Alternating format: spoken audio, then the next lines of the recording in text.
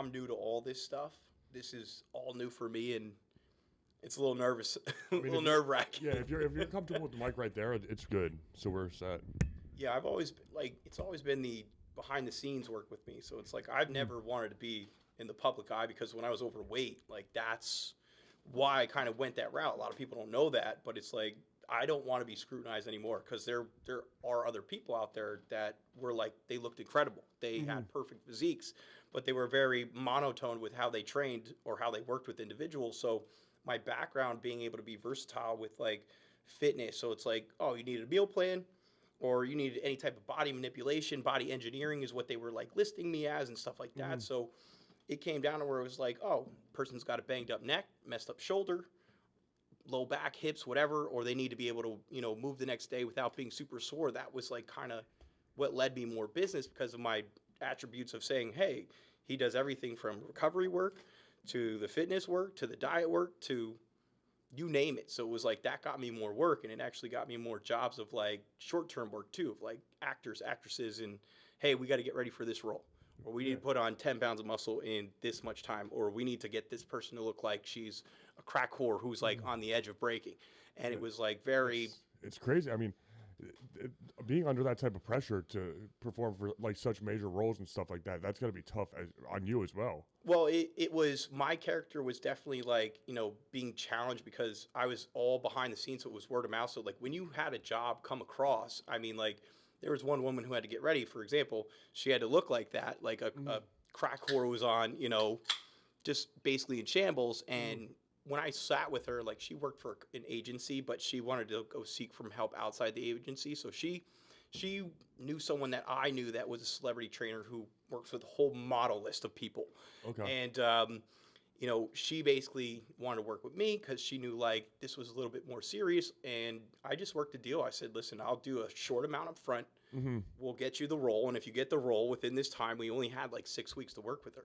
And if I had that, rolled down, or she got the role, she looked the part and everything else, I got a big commission from that. I mean, like, I made like $6K from commission, another $2K up front on just payment, on just saying like, hey, I need your full attention within this time. So, I mean, like we cut her diet down. Like these are things I would never want people to practice, but it was like down to a 500 calorie diet. Well, yeah, those are like extreme cases. You're not going to want to do that for like the general public, but yeah, I mean, no, she was like doing cardio, split days, like split times in a day. She was like sleeping 3 hour like time frames, like twice a day. Oh, wow. So like her eyes got really like baggy.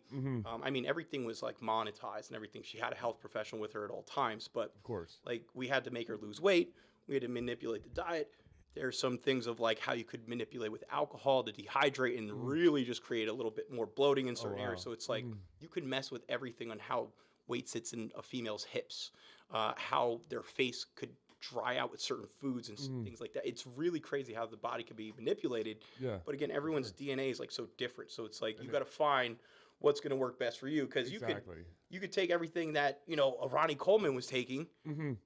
You're never going to be you're not going to be Ronnie Coleman. So it's like it's that same concept. Yeah, no, I mean, you got to find what's going to be your body type, what's going to work into, and that's where manipulating. Like myself, I've done a lot of self practices, and that helps me become a better, individual of like understanding what needs to be done. That's got to be tough though, like because you want to keep their general health in order, and you probably haven't worked with this person before, so you don't know their body too much, and then they throw this like short time frame at you, like, oh, she needs to look like this by then. Well, yeah. And there's like big money on the line for this. Well, this came from another client like that I kind of worked with. She was a former playmate. She does a lot of like extra modeling, like for like Vogue and stuff like that. But like once you're in that industry, it's cutthroat. Like they want young. And I'm not going to say everything in Hollywood is not pristine. So there were some people that were under 18 going out in the nightlife, being with, certain individuals. And it was, it is a world that will get uncovered in time, but it's just, I don't want any business being a part of that. It's just, there's a scene that I don't want to be involved with. I got you. But I know somewhat that it exists. And that's just like everything else you guys hear on the news. For sure. So, if you watch the news, you're misinformed. If you don't watch the news, you're uninformed. That's like exactly. It's tough. Watching the news, it's so tough to do because you never know what's true, what's not. But like when you like, what kind of got you started down that road to from like I know you had your own weight loss transformation. We'll get into that, but from starting fitness training, probably regular clients, getting into like Hollywood. How did you make that like transition? So I started, young. I was Mm. like out of high school. I was doing cars before that. I used to be actually in a lot of trouble. So like anyone that's watching this that might know my past knows that I was going down a very destructive path to where I wasn't going to see daylight. Okay. So I was like down that path of just being Mm. involved with the wrong crowds. I mean, I went to Neptune, which I don't know if you know anything about, but it's Mm-hmm. completely different shift of everything. So it was like now I went to school with the hood basically. Yeah. And that taught me more survival. So the school Mm. system never really taught me anything educational except how to survive. I got you. So I don't know if I want to take that with a grain of salt, saying like it taught me a really good attribute, or did the system fail me? Mm-hmm. Because again, it was just down that destructive route. But then there was a day I was put away basically at 17, and I lost a lot of opportunity with sports. I mean, Mm-hmm. I was under the radar with football. I had letters apparently and stuff like that to go play places with my size. Mm-hmm. I mean, I was like 275 at freshman year running a 4.9. Oh wow. Yeah.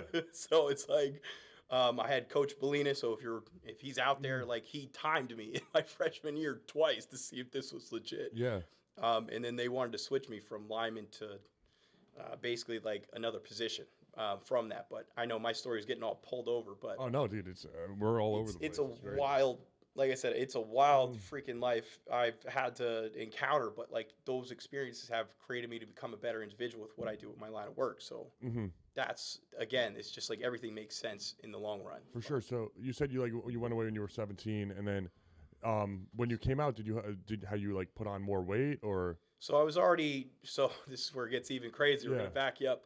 Before I was borderline, like I was like obese basically. Mhm. But backing that up, there was a time when I was 11 or 12, I choked on a lollipop, and I actually was afraid to eat after that incident. So Okay. for a full month, I was spitting food out in a napkin Oh wow. and lost a ton of weight to where I Mhm. was borderline anorexic. Gotcha. So it wasn't until then, like I was really skinny. Parents obviously caught on, like, kids losing a lot of weight. Mm-hmm. What do we, what is he doing? They caught me, and then basically I was in the hospital for 2 weeks trying to figure out why I wasn't eating. I was just afraid. Yeah. So I was on a 2,000 calorie liquid diet for those 2 weeks trying to figure Mhm. out what the heck's going on. But I was, basically had to learn how to eat again. Yeah. And Definitely. then, it wasn't until middle 7th grade, won Mhm. too many fights at the school. Just, they kicked me out. Okay. Out of 3,000 plus students, the principal knew my first and last name. Mhm. So it was like middle 7th grade, won too many fights. They kicked me out. They said, we can't have you. You're like a liability now. Mhm. So I got kicked out of a few other schools, Maycom, and 2 other schools on top of that, and then bounced around and Yep. finally figured out like I wasn't a dumb kid. Mhm. I just was smarter than the average, believe it or not, to where in 7th grade I got tested in all my academics, and I tested a freshman in college in math. Oh So it wow. was like A and B student, just Mhm. understood like I didn't like school. I didn't like the way they were teaching. I didn't like sitting in the classrooms. I Mhm. don't agree with all years that you have to take certain things. Like I was smart enough to know like I don't need to take this subject for another 2 years, 3 years, whatever it is. Mhm. There's only some subjects you need 4 hard years in high school. Oh, for sure. Other than that, I completely agree with that, with the education system. That I think by the time once you get to like high school, I think it should be more elective based, like all like engineering, all different things like of that nature, more so than like the English, math, science, history. Like, but it's a system. yeah, It's a just- whole it is a system that's put together in place to always have a party winning Mhm. and the rest not. And it's nothing about. I'm a strong believer in education. It's just that Mhm. I Oh, feel for that sure. the things we have in place for education could be much better than what was. Exactly. The times are always changing, and I think the education system's been the same since, probably our parents went to school and all that. So it's like, you got to keep up with the times. Like all of us have this little pocket computer now that you don't necessarily need to have all this information at the top of your head. Well, And is that a good thing for us or bad? Because now it's like we're getting so much little entertainment and these little, bursts of serotonin and dopamine from just basically, binging on our phones, from social media to all these little things. So it's like, when do we get a positive relief of like when we hang out with our friends or go do something new outdoors or, because again, it's just like, having the access of everything and not utilizing your brain. It's the same exact, thing they thought back in the day. Video games were bad. Just to find out that they're seeing that brain stimulation is actually creating better neuroactivity within our functioning. So we actually become more creative. There's a lot more opportunities that get presented from that. Our brain actually starts to access new parts on how we can start to take things and construct them in different ways. So it's like the creativity factor, thinking outside the box. There's a reason why these people in school will go to college and then think like, this is the format, this box. Then you have guys like you that are running the entrepreneurial route of saying, hey, you know what? I understand the box. I don't agree with the box. I want bigger than the box. I want the freaking store the box sits in. I want the store. I want the whole thing. I want the block. I want my own thing. And it's like, I respect the hell out of that. And that's why it's like seeing someone, I don't care if you have a million fucking people tuning into you or even if you have one, like this is all like what I'm about is people like doing that grind from the bottom up. So it's like, listen, that's what the thing with the podcast, like I said, the goal isn't to have like a crazy amount of listeners. It's just to talk to people, have some good conversations. And then, if they post it, I noticed the trickle effect already, and I'm only 10 episodes in, is like, someone, I'll post a podcast with someone, and maybe one of their friends sees it, and they're like, "Oh, I want to go on a podcast." And they'll reach out to me, and then they want to come on, and then like it just puts you out there, and then it just promotes like, something positive. And you're gonna blow up. I mean, like you were like a local favorite from what I know, and every time I talked to you, I was like, "Yeah, this guy's cool as hell." Like I'll come see what he's about. And I mean, like I said, like how I started, I was the opposite from where I eventually got to. The pandemic obviously switched a lot of things up, but it's like I was from the bottom of the spectrum of like started from the bottom. Now we're here. It was like, that's what I was doing. I was the fat guy, out of shape, overweight. Fast forward, I remember I was sitting in a club and I remember there was Guy Fu from LMFAO. I was going to be potentially working in with that, and I knew his girlfriend at the time quite well. And we were sitting at this club. We went to dinner at Kitchen 24 first in LA. It's in Hollywood. Okay. And we get done eating dinner there, and then we go over to this event where he's having his whole thing. Flash forward. Here I am. I'm sitting in this club. I'm sitting in a VIP. There's Fu from LMFAO next to me. They're playing Party Rock Anthem. This is a song that, like, I kind of grew up in high school into, like, all the party days of everything, being younger. And it's like, here I am sitting with the guy now. We're sitting in this VIP. Flash forward. Here I am getting ready to potentially do business with this guy. And the funniest thing is, guess what we're talking about? What are you talking about? We're talking about what games do we play on our phone. That's... Wow. So it's like you flash forward, you're like, man, this is a guy I used to idolize and listen to and party to and this and that. Here we are, flash forward. It's like now you're actually sitting with this one person out of numerous people I've got to meet over time. But it's like everything's comical in the end. It was just like, holy shit, here we are, like trying to stress all these individuals and people and these famous people. And we're all trying to want to be like them or this, that. And it's just like, here I am with them now. They're people like you and I. And some of them are way more laid back, and some of them are different than what the public eye's perceived. It's just from as far as like famous people, I've met a couple. You just want to treat them all like normal people. I mean, they're just a little more known than you. That's it, in my opinion. That's the way I've always looked at it. It's like, oh, you might, yeah, cool, you have like 1 million followers, but you're just we're the same at the end of the day. We're just people going through life and that's how it doing started. Our thing. Yeah, I was started in Jersey. I eventually graduated high school, lost, got put away, came out of high school. Something clicked at 17 when I was put away. So I was put away for like 3.5 months. Okay. It's like, there's a whole nother story with that. We could talk off script because I don't know if I want to publicize some of these things. For sure. We can keep that off. But it's like, going through those experiences, it's like I had to figure out what was going to be the next wave of life. So it's like when I hit my peak overweight, that was a size 48 pants got tight. Wow. And when was that? That was at 18. That was like, okay, 17 hit, and then we go into 18, but I didn't gain weight. So I know my story is getting a little flip-flop, but when I lost all the weight from the choking incident, I was like 11, 12. My baseball coach, I remember, came to the hospital with some of my teammates, and they came to send, like their thoughts and everything was nice. But from that age in 7th grade, middle of 7th grade, when I got kicked out, it was just like my school system was very rough. I had 2 siblings go through that school system. So it was basically the conversation with my parents was, if you needed to protect yourself, you do what you need to do. And I never threw the first punch in any of my fights. First day of middle school, standing out there, one, lonely white kid, crowd of like in the hood outside of the school. Someone yells the N-word. And this one kid just goes and says, "What'd you say?" And I just turn and go, "What?" He goes, "Boom!" And he punches me square in between the nose, right in the face. And then everybody just like circles up. Now, I'm also not stupid. Yeah. I used to go to church like in the center of like the ghetto of Asbury. Okay. Like before it was what it is now. So like I used to go outside the church and hang out with all the kids in the neighborhood because I got along with them well. Yeah. So like I knew about the scene a little bit of being a little bit more street smart of know your surroundings, know people are with people. Like you don't know everyone. You're in a new territory. So it's like that first day I got hit and I see everybody round up and they're like, oh, fight. Doors let open. Everyone starts hurting in. I just remember it was like, everybody just looked at me like I was a punk. Like, and I was just like, I promise I will never let that happen to me again. I was off my game. I was off guarded. And I remember promising myself going home, I was like, I'll never let that shit happen again. And the next, remember, I'm anorexic skinny as a white kid and basically Neptune. So basically I was an easy bully target. And the next kid that tried that beat his ass. So it was like that. I just had a natural nick at that instinct of just defending myself. Gotcha. So then beat him up.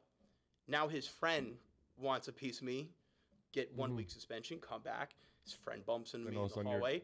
Now he wants to scuffle. Creating problems with everyone. We scuffle, beat him up. There's a lot of side clicks in my school. So now they're pissed off at me.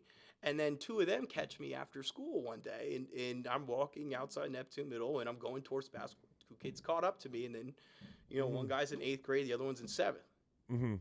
And I had to fight a 2-on-1. And when I fought that 2-on-1, there was people that saw that, and that like created a lot of stir of conversation. Like, oh shit, this guy's like, he just beat up 2 older people than him as this like skinny little white boy. And after that, it was just like, there was just like divide of people. Then it was like part of you started getting respect, like, and the other part was like, now we're mad. Now we're real mad. We want to hate on this. They want to challenge you. So in a school full of young testosterone, everyone trying to prove it. And this was back at a different time frame than what we are now. So this is the non-soft generation of, we don't do a lot of this. There wasn't a lot of talking. It was, you had something to say, step up, say it, and then it was word, and then you were go fighting, at it. And it was same thing. It was just I never threw that first punch. It was just now all of a sudden now we get all this hype. Beat up those 2 guys. Now there's this fucking line of people that want to start trying you. And at that point, I was just like, I'm just trying to fucking get through this. Yeah, get through high school, And my parents didn't understand the scene, and you don't snitch. That's like a thing. So it's like a very awkward situation being in that spot of your parents don't understand what's fully going on. They don't realize, like, you don't just tell everyone your problems. Yeah. And my siblings get it. Like, my brother he's a little older than me. So, like, he hit a growth spurt, and then everyone stopped messing with him. Okay. My sister, on the other hand, was involved with school, but she had a lot of illnesses growing up, so she didn't go fully. But she knew about how bad it could be. And at that point, it was just... I was just basically defending myself, getting involved with the wrong crowds, realizing that the home life was not really understanding what was going on. So I felt a big disconnect from that. And that just isolated, probably. Well, I never hung out at home. I would always go out and Asbury, Neptune, like hang out in different parts, up the hill, down the hill. I was right side of the tracks, left side of the tracks, you name it. Like that's where I was hanging out, and I got more involved with that life. Gotcha. So. Yeah, no, it's something you definitely want to avoid. But what did you have a moment where you were like, okay, I need to lose this weight?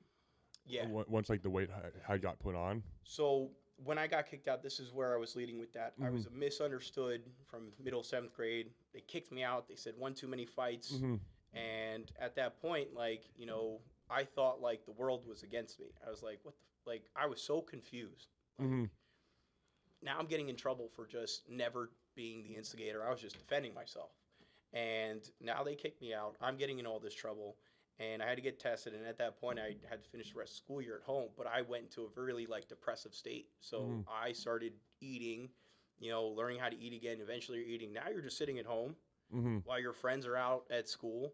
You're at home. You're eating. You're playing your video games. You're basically eating a bunch of junk, and that's what I was doing. And just I never wanted to leave the house because of how everything went and how much trouble I was in at the time, and then figuring everything else out. And it's just like I didn't see my friends for so long that 8th grade, I'll never forget. It was the summer where I was going into 8th grade, and my friends I saw for the first time in like a long time saw me, and I was fat. Okay. So you gotta realize they went from skinny to like really fat, and I got roasted right on the spot. I think chipmunk cheeks, you got some bitch tits, this and that. So like, my friends laid into me. They roasted me. That was new for me. And at that point, I realized like, okay, I didn't like any of that shit. Like this kind of sucks. And then I was just fat from 8th grade all the way until senior year of high school. Senior year of high school, we got to a point where school was about to finish.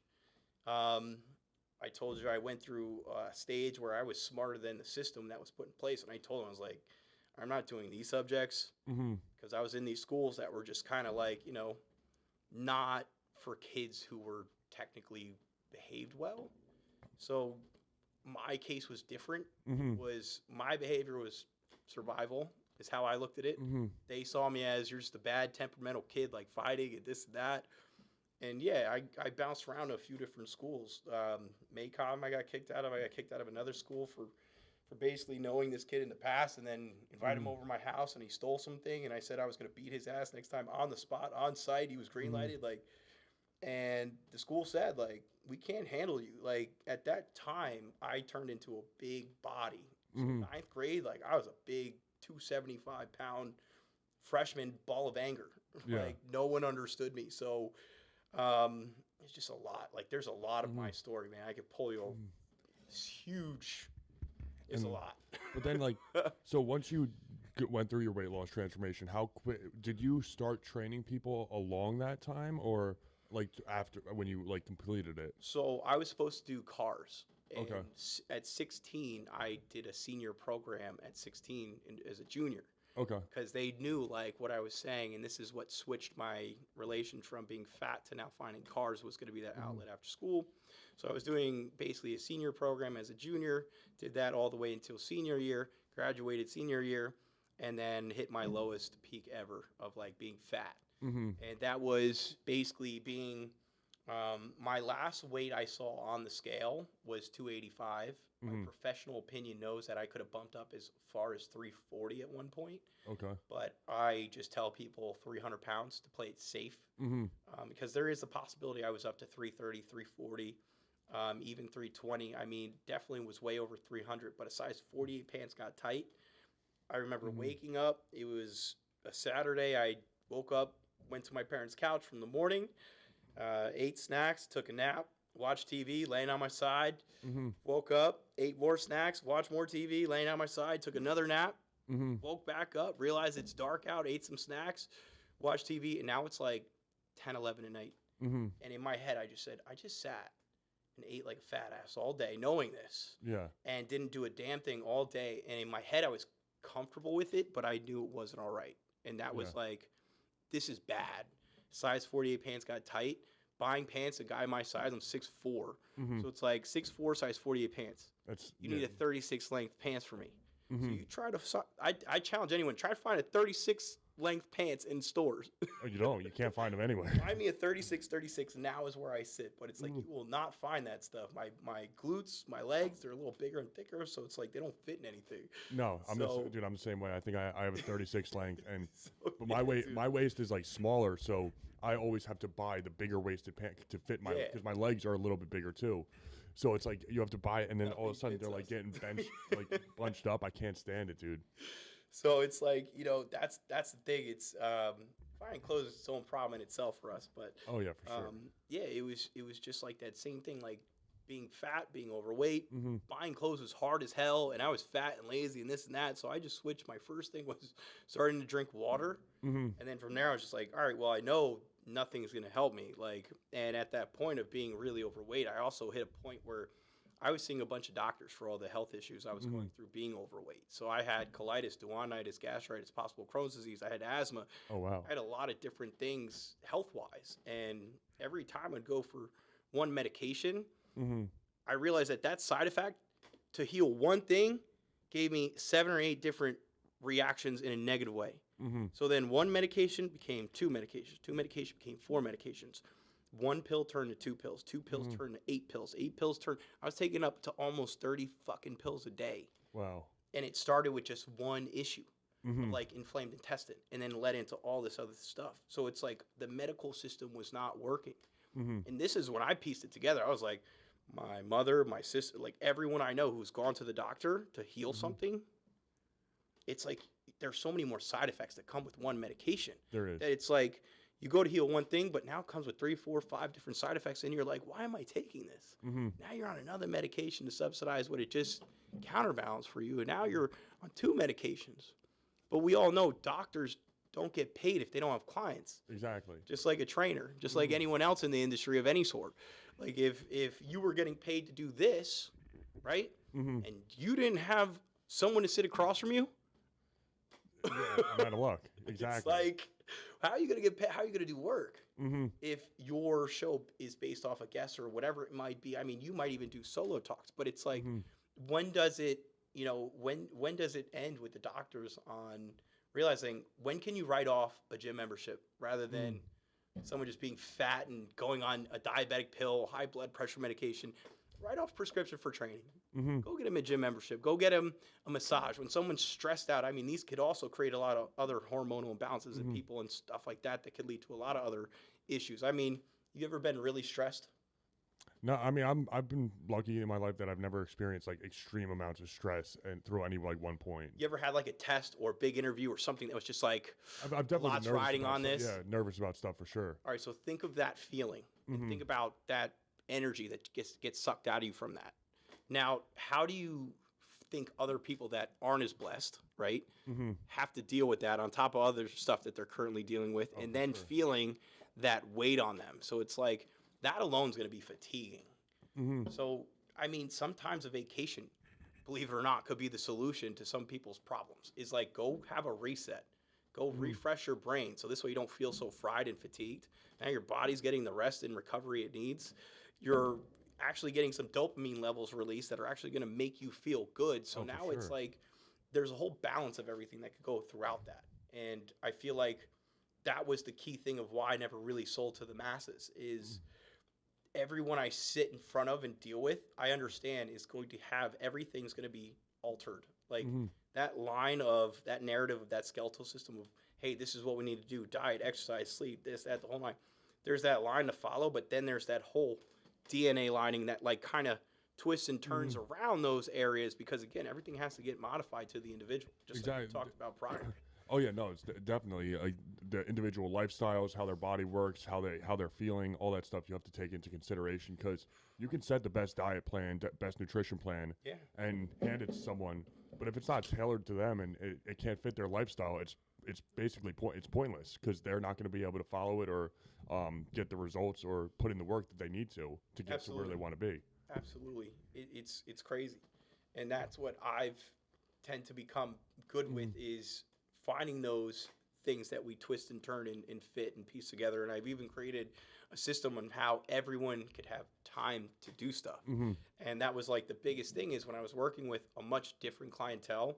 When I worked in New Jersey, it was more of like higher clientele of like people who worked in the city, owned businesses, do this and that. So it was like everything was constructed within a time frame of when they work. So like a lot of my people that went to the city had to get it done first thing in the morning or right after they got off the train getting back or something like that. Yeah. When I was in LA, that was a much different crowd I got involved with. No one worked a 9 to 5. It's not like here where it's like you have a 9 to 5, you know what you got to do. Like, no, out there it's like, here's a list. Here's your to-do for the day. We don't care what you do. Just get this fucking list done today by this time, whatever the deadline is. So it's like everyone could work at their own pace, but there's also so many entrepreneurial mindsets I sat around. Everybody was doing everything different. I met one guy who was making bongs out of a fucking, like, rare shoes. What? He was taking like a sneakerhead would be Yeah. pissed, but like he was taking rare, authentic like J's and stuff, like Yeah. And making cutting them bodies. open and making like custom like smokable pieces.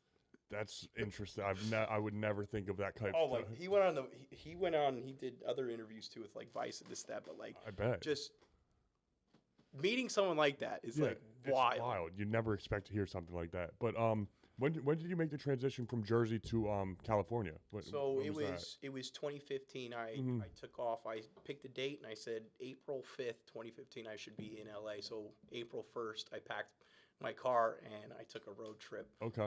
And just basically said, it was the first time in my career, because when I was first in Jersey, I got really successful really fast when I first got into this industry. And So then that was what, 2014? so when I started, Yeah. like my fitness career was in 2009. Oh wow. So I've been doing this for 15 years. Okay. Wow. So 2009, I graduated high school in basically hit the low end, lost a lot of weight, and I was supposed to do cars.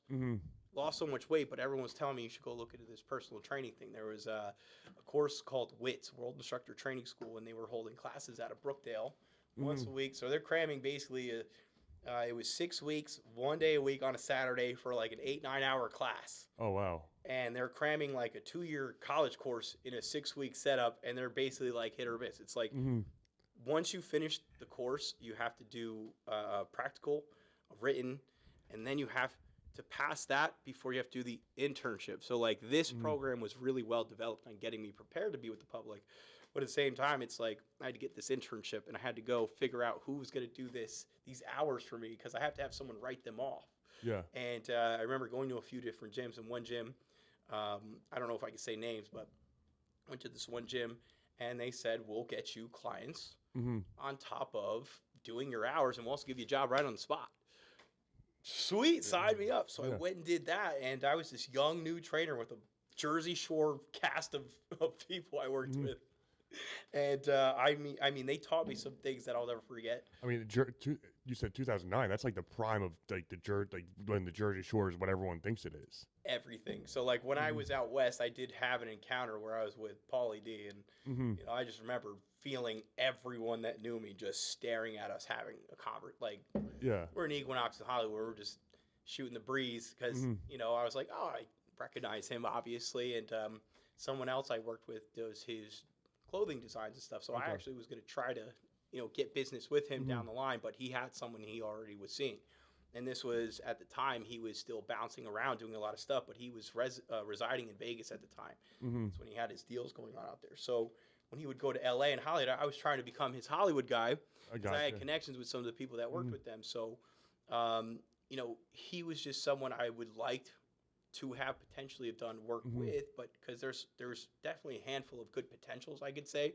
I was trying to work my way towards more, but like, again, until like I work with these people, I can't really say I've worked with them. I mean, I've encountered people as well, but there are some people I would have liked to work with that I just never got the opportunity. I got you. So what was that feeling like when you first got like a big, even though you can't say the names? So like, I could say my one client that started me in Jersey was a local of New Jersey. His name's Charlie Puth. He's in the music industry.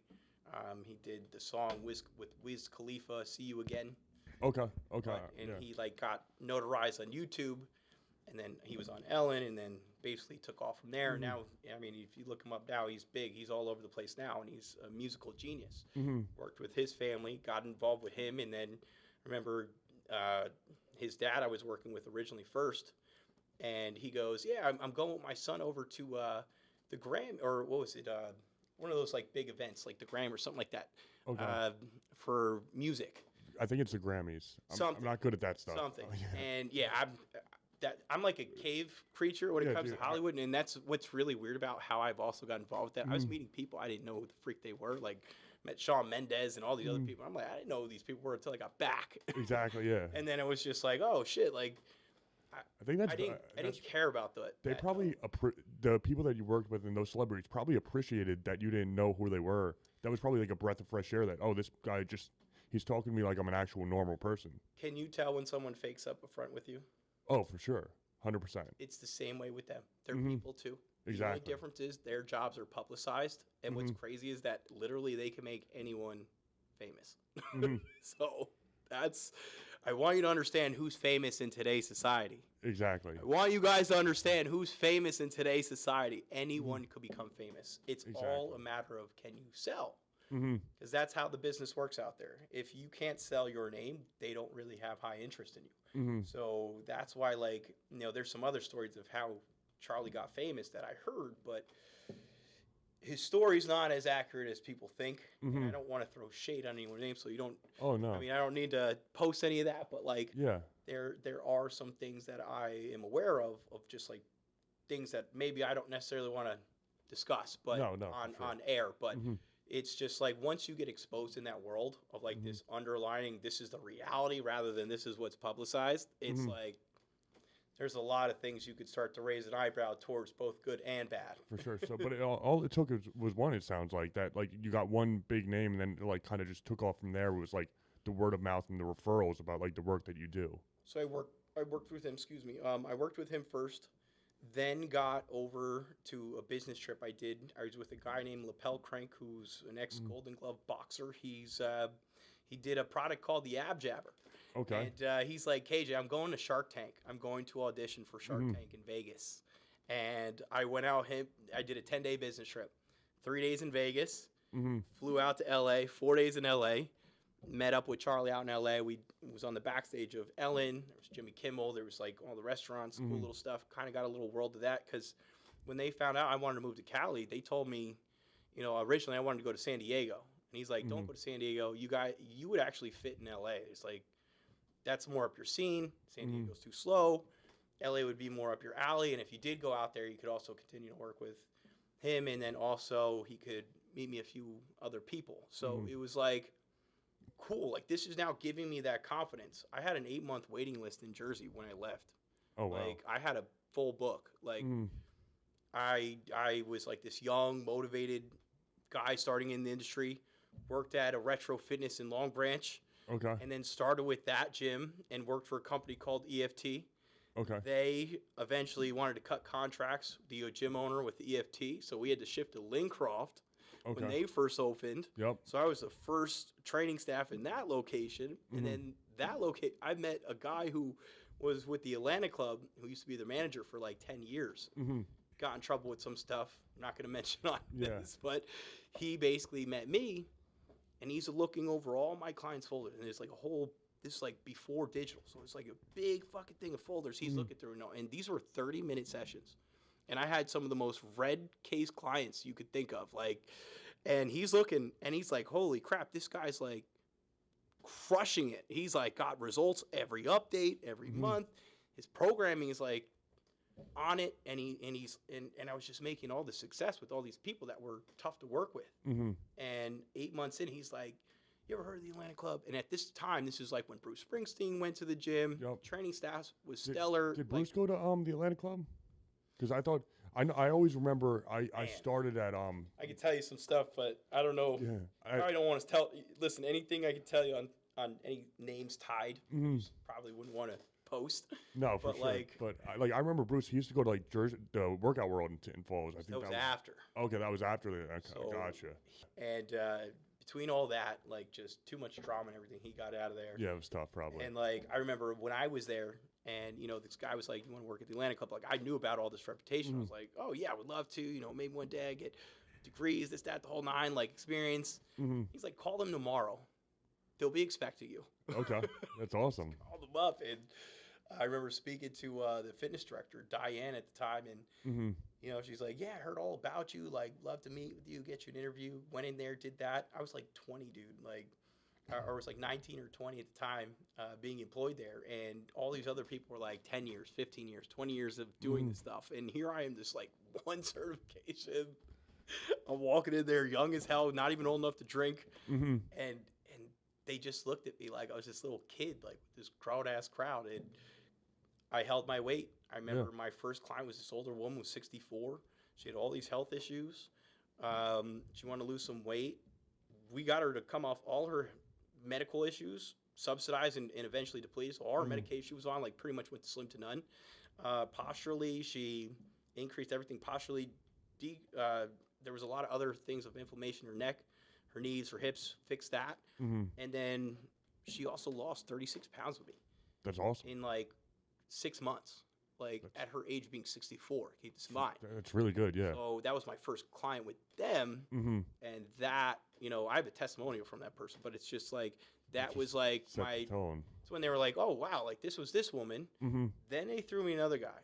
Next guy was like this younger guy. I was like this young kid. He was like 18, trying to lose weight, had some other hiccups. Same thing, success with that. Then all of a sudden it came more people. Then they wanted me to do group classes, and I had to fill some big shoes at the time. And I remember taking the group class, which was maxing out at like 17 members at the time.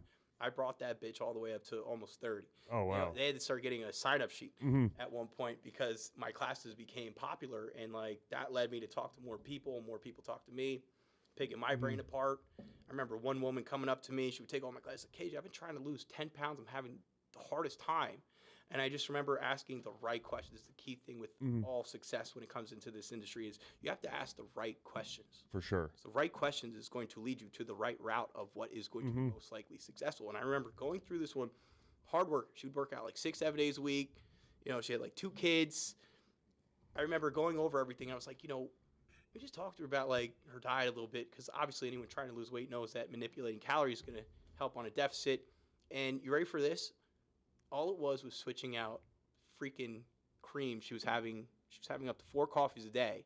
She would add cream and all those sweeteners. Cream and all the coffees, yep. And what was happening is that she would have those 4 cups a day, but then load that shit in there, add sugar. I told her, listen, switch out the sugar. Let's just add some honey. Add some natural sweeteners of like honey cinnamon. Sure. Let's switch out the dairy product. Instead of dairy, because like 68% of dairy doesn't get absorbed into the intestinal wall, so it turns into just straight fat. And especially when you get older, it's so much harder to digest dairy. Like I can't have dairy at all anymore. We're not all right. So I'm going to say this for everyone to know: milk is an ingredient, not a drink. It is an ingredient. We need to understand milk is creamy, delicious on some ends, but dairy, we already know there's a ton of research showing that dairy is not supplemental to our diets. I mean, there are certain things you could get with dairy, like fats, calcium, and all this other thing, micronutrients and whatnot. But like, we have better sources we can get things at. Oh, for sure. I mean, yeah, it's definitely tough. I mean, I know for me, like if I have a glass of milk now or something, or even ice cream, my stomach is a complete disaster. The only thing I can do is like, I do like Greek yogurts. Yeah. Those are always like part of my plan, because they're just nice and easy to get down, and I can actually digest those. I'm bloated. Listen, I'm still bloated. You know, today from having like some food, it was like the diner week this week. Gotcha. So like all the restaurants are doing like their setups of like, come here, eat this meal, full 3-course meal for this price, whatever. Oh, so nice. I had like some shrimp bisque. Yeah, I'm still human. I still eat. I like to enjoy myself, but like that's the thing is like, you know, I'm human. I like to share those real experiences because as a professional, like, and losing the weight and then being on the skinny side to the fat side to the fit side to this, the bodybuilder stage is where I'm going next with my life. Okay.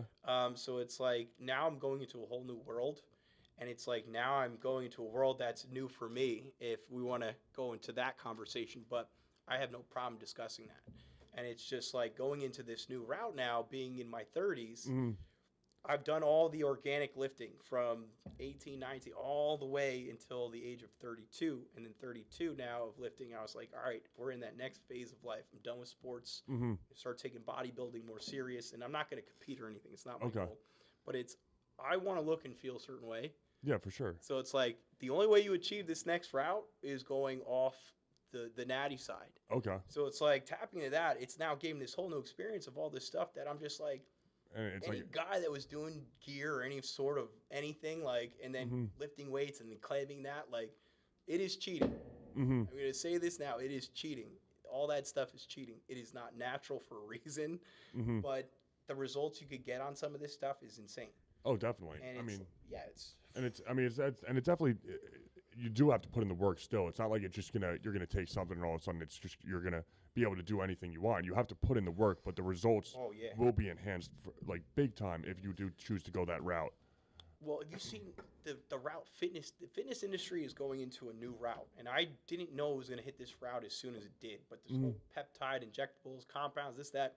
It's like guys now are creating their own little cocktails. Exactly. And they're now experimenting in a way that was very similar to like, you know, the the golden era. You know, they were at, the 60s is where like things started, that bronze era, right?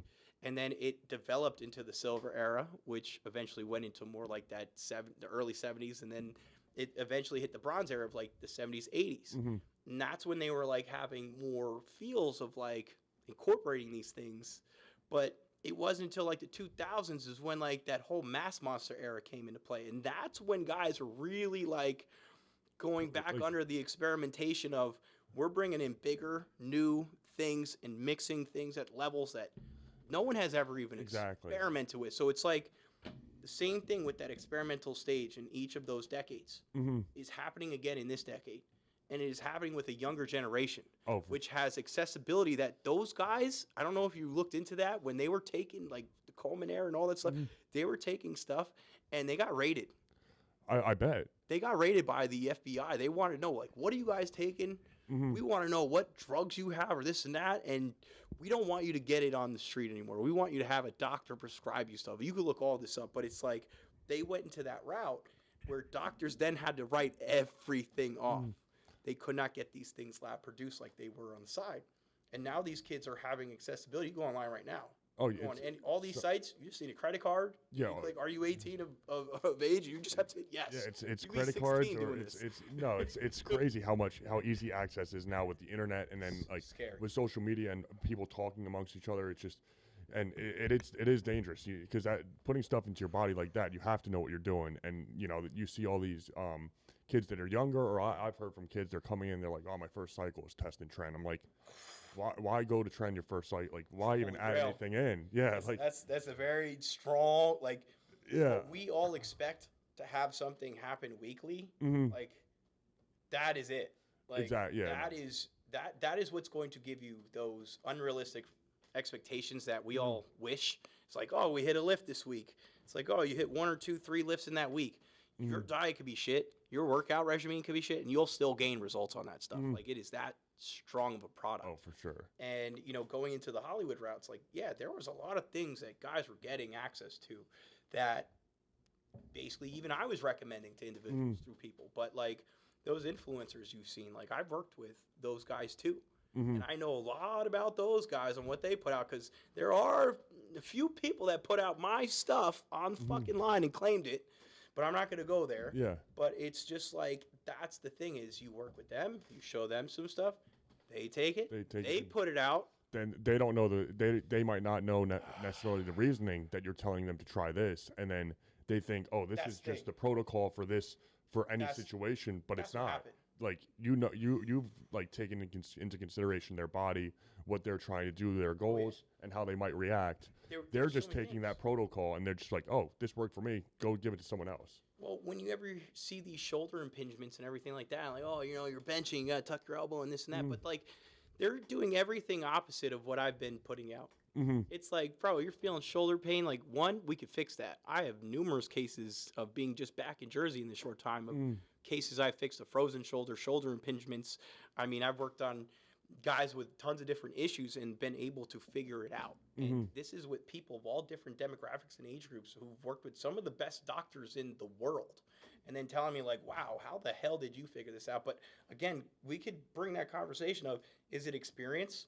Is it going outside the box of learning? Because again, like, I didn't go that whole starting route of like, I optioned the college degree route. And I remember going into Monmouth University and sitting down with the freaking head of the school, and my mother's in the room. And like we said, I figured out that my brain works differently. So it's like, I figured it out. And I realized that, like, oh, I would love to get involved with this, losing the weight, get a degree, going the big route on this. And I walk into Monmouth University, I sat down, I'm speaking with the one woman who runs the program. And she's like, yeah, we could do all these courses. We're like, it's a 4-year course, do this. And then this is a 5-year course for a master's. And, your first 2 courses, you would take these classes. And, they're nothing to do with what I would be learning. And I was like, how much is the total of this? And it was like some stupid number. I don't want to say. But that was the thing that happened to me when I went to Brookdale. My original goal, because when I was in high school, I broke 22 bones and had 2 surgeries. I was like probably 6'4" to 6'6" in high school, and I stayed probably 140 to 150 the whole time. So I was really skinny. Yeah, I was gonna say you're smaller. Very skinny. So I used to break a lot of bones and stuff, and then I always went to physical therapy, and I had good interactions with my physical therapist, and I'm like, oh, this is something maybe I would like to do. And I go to Brookdale. I'm like, because I wasn't the best student in high school, similar to you. I am a smart kid. I hated how they taught. I was a very smart kid, but I didn't want to learn anything I didn't care about, and I wouldn't apply myself to it whatsoever. So I graduated high school. I go to Brookdale. I'm like, listen, I want to major in physical therapy. Obviously that's not a route you can go at Brookdale, but they said, okay, well, to do that you have to major in biology. Hated biology in high school, and they're like, and then here's all the prerequisites, and I was sitting there with my mom, I'm like, I just spent the last, like, I don't know how long 12 years of my life learning all these, and now I have to do them again to eventually learn what I want to learn. I'm like, I'm not doing this. I just can't do it anymore. And I think my mom was like, listen, can you please just try for one semester? And I went for a semester, and it just didn't go well. I was like, this isn't the route I'm going. I mean, here's the best thing is, like, when you wanted to do this, Mm-hmm. right? And this is the key for learning, and this you could put it at any age, and this is what I figured out, is you have to be curious. For sure. You have to be curious about something. This is why kids ask so many questions at a young age, Mm-hmm. because they're curious as hell about everything. This is why they ask, any parent out there will know this, they will ask a million questions, 300 questions a day, all the way until they become more and more knowledgeable, where they ask less and less.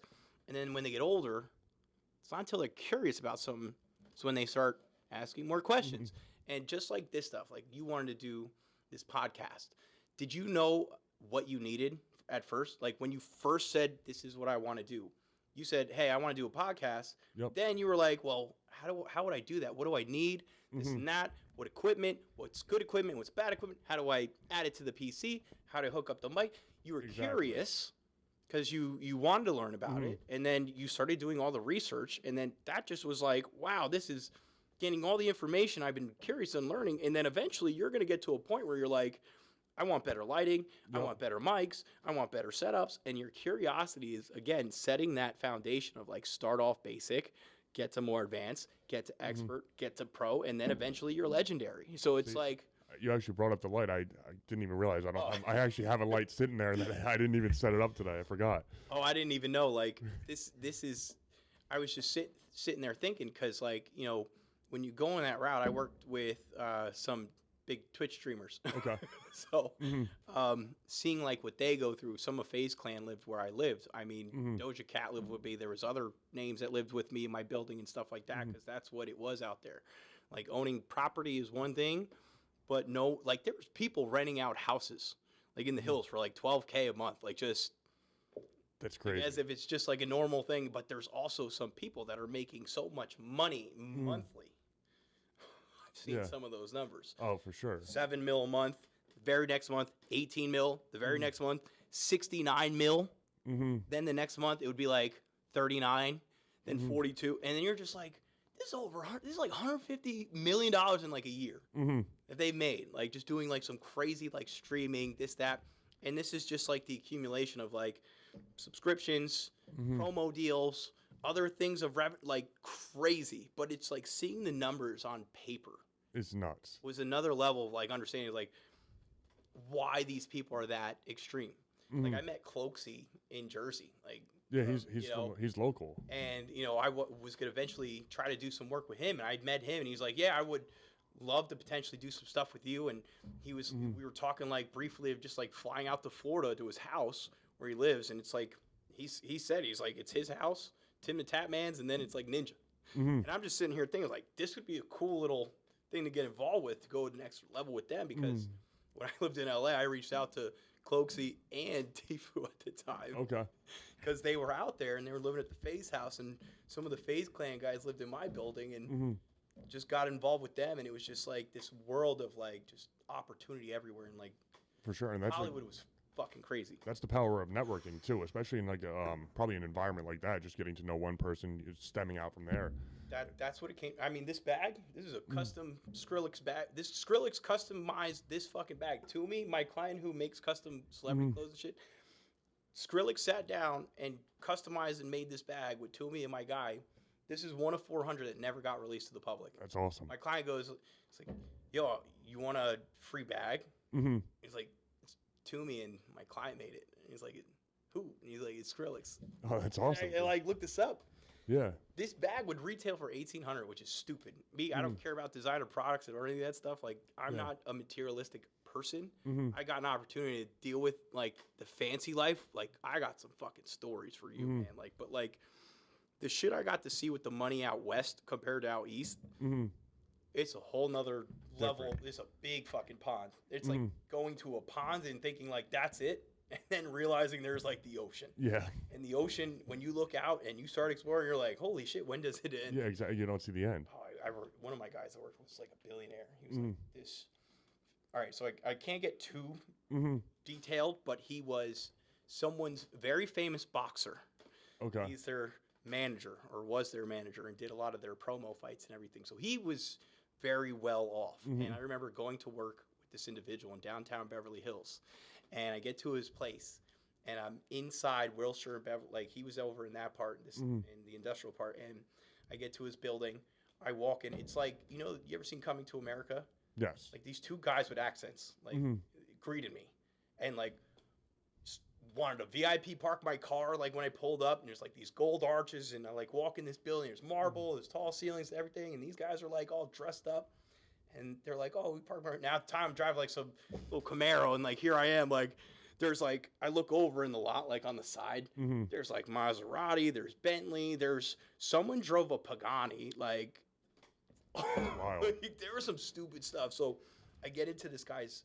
I get Scottie Pippen, or not Scottie Pippen. What's his name? With the hair, crazy guy. Rodman. Dennis Rodman. Yeah, Dennis Rodman. His ex-wife. Okay. Is having a shit fit in the lobby. And all of a sudden now, this guy. So the guy I met, his wife comes down, this older woman, and all of a sudden the guy that I'm working with comes. He's older. And, I met these guys at fucking Dunkin' Donut in Hollywood. Like, it's a funny story, but I get to their house now. I'm like, in this elevator, we get up to their place. They're up on a top floor. I walk in. It's, like, memorabilia everywhere.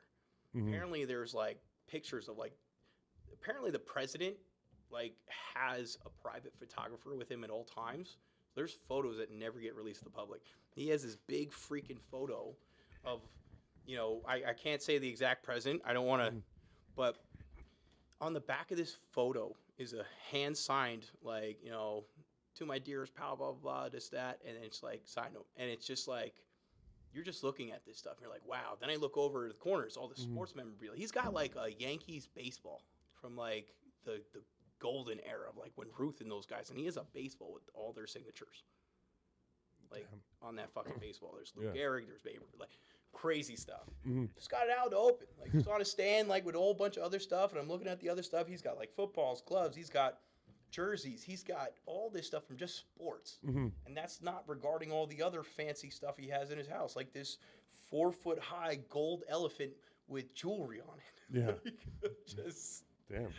And then, so like when did you transition out of, like, the Hollywood training life to back to Jersey? Oh, man. So it was November 2019.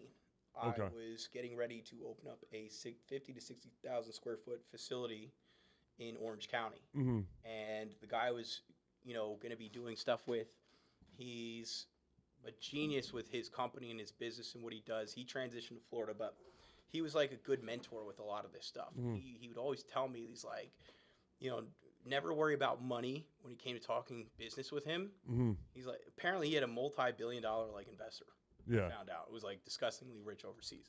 But long story short, I was going to be the first revolutionary, like, type gym that I was going to take my idea to either Apple, Tesla, or Nike at the time, which was basically going to revamp and revolutionize the fitness industry. It was all smart equipment. And it was but, someone else wants to take this idea. It's fine. It's not, like, there's none of this patent, but, like, this was stuff that I was putting together, and I realized like the price of the project is way too high. Like I would never, no one would ever profit. And when you do a business proposal or a deal, it has to be profitable because no one as an investor doesn't care about your passion. They don't care about your dreams. They don't care about your vision. They want profit. So if like they're going to give you a lot of money to do this project, you better fucking deliver a profit back. That's going to be like, you know, if I lend you $10 and you're like, here's 15 back, like, thanks for spotting me. Like, that's really cool. And when you deal with a bigger loan like that, there's a lot more residual that has to come into feeding that back. So my gym idea was basically going to be revolutionized to where at the time COVID was like peaking. This was going to be something that was going to be incorporated to where the gym would have, everything would be brand new patent technology from like everything censored. The minute you walk up to the gym, everything goes into the updated digital world. So it's like your phone would have an app for the membership. Okay. That app would know when you get to the gym. So no more fucking scanning and checking in, wasting your time. You walk into the gym, you pass a certain point, it'll know you're there. Yeah. Now the cool thing is different memberships would have had different premiums to where it's like this one is just a basic membership. This one's more of like the trainer premium. So like your app, all these equipments were all designed and like I literally have sketching, drawings, all this stuff. Everything's put together to where it's like a bench press that could self-spot. Like all these weights were censored to where it knows how much weight you're loading. It knows that you're on a set, how many reps, the speed you're moving things at, barbell, dumbbells, plates, 45s, 25s, 35s, whatever it is. All these would be censored. A bench press that could censor that you're not getting your rep anymore. Yeah. So guess what the bench did? What would Self-lowered. It's self-lowered. Self-racks lift. This will now create a comfortable dismount for you to get out and underneath. And then your weight could either be lifted naturally, so you don't have to pull all your weights off and look like that guy. These safety racks would ride back up and remount your bar for you. Interesting. Lat pull-down machines, seated rows, leg press machines, everything that would have to get self-adjusted. Imagine going up to a machine and knowing that it knows your settings right on the spot. And on top of that, if you want to go next level nerd, there was also the settings of like a leg press. Do you want to be more quad dominant, more hamstring dominant? Imagine a leg press that could go flat and then and rise vertical and then go upright, and like the versatility of unilateral to all these other things. Even the board you could shift to your footing. So if you had less ankle mobility, there was options. There was a lot of options. There's flexible board settings. So now if you want to have your foot at a certain angle rotate, like there's all these options that I put together with these designs. And like I said, everything was way too high of a cost to produce. It sounds like that would be like insane to make that happen. And this is the cool thing. You knew, like, you walk into a gym, you have a program that you could have on premium, you know, things with this membership to where it was like, if you wanted to have guidance, the app did everything. It monetized everything. It could sync up to all your Fitbits, your heart rate belts, this, that, the whole nine. So like when COVID was going around, you see your disruption and how you're breathing. It would pick that up prior and sense that to give you an alert, like saying, hey, you might have something going on. Oh, wow. Because it would all be data-based. It would also have all the versatility features of having all your nutrition, having all your workouts set as well. So like now when you walk in the gym, you're like, it's chest day. I got to go over to the bench. This knows when someone's on the benches. Where when you walk in, it says bench is being taken, estimated 7 minutes, time to be finished. Because that program is syncing to the brain machine of the computer, which is diagnosing and reading everything in real time. So when someone came in and they're like, oh, first thing is chest press, bench press on their workout, they could see like, okay, bench presses are taken. Next one, ETA, 7 minutes, ETA. So now you never know if someone's freestyling or having a program, this and that.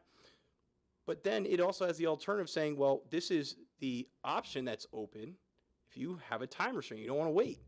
Now you have an option to go over here and do this for chest instead to start your workout. So it knows how to manipulate, just like you having a trainer there on hand saying like, hey, we're going to be doing this today, but people are here, people are there. What else do you do? Your trainer would be smart enough to know how to manipulate and attack and do this and that with real time of what the crowd is. So why not your app? That's crazy. This was going to that next level of monetizing everything. Imagine your heart rate, your weights being tracked and monetized to your body fat percentage, your BMI, your lean muscle mass, all that being calculated. So now when it breaks down your workouts, there's a more accurate reading to how many calories you're actually burning. Because that is the most misconcepted thing in a workout is like people they think they burn more calories than they do, or they burn less calories than they do.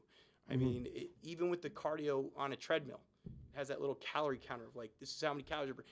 you're telling me that that's the same for everyone, right? Yeah, exactly. No, Someone overweight is going to burn way more calories walking than someone like you walking. well, isn't it?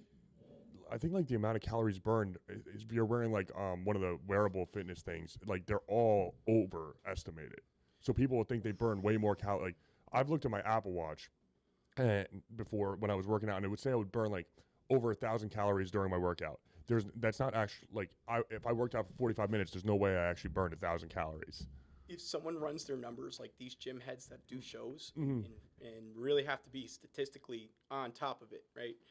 They will tell you that their workouts do not burn that many. No. And you could calculate, I mean, like you could do an aerobic exercise. There's an estimated anywhere from 6 to 14 calories. That's a big margin that's being burned within the minute, right, of doing an exercise. So you think like, all right, well, let's do an average of 10 calories per minute of an aerobic exercise for 45 minutes. You have 450 calories. And let's say even if you bump the intensity, let's say it's 550 calories. It's giving you a better basis to work around, but nothing's accurate. So when you break down the statistics to the individual, fit level and so on, I mean, again, going into that smart gym, it was breaking it down to where it's like weight's going to be weight. But the velocity that the weight's moving at could dictate how you're working that muscle group, correct? Oh, for sure. And I mean, like it could even, so this was future conversation, and this is going to spoil alert on some stuff, but this was even going into apparel that would have been synced and smart trained to where it was like Under Armour, and it could actually read the contractions of your body. So now it could sync that up back to the program, and it could show you what's firing off correctly and not. So now it could say, all right, you're doing a bicep curl. The material you're wearing is reading back to the computer. The computer is smart enough to pick up with the AI systems that were going to be manipulated to saying, hey, we noticed that when you curl, there's a section of the striation of your biceps not activating. So in order to recruit those muscle fibers, we want you to drop your shoulder, open up your wrist, maybe even soften it, and it could feed all that back if someone's there.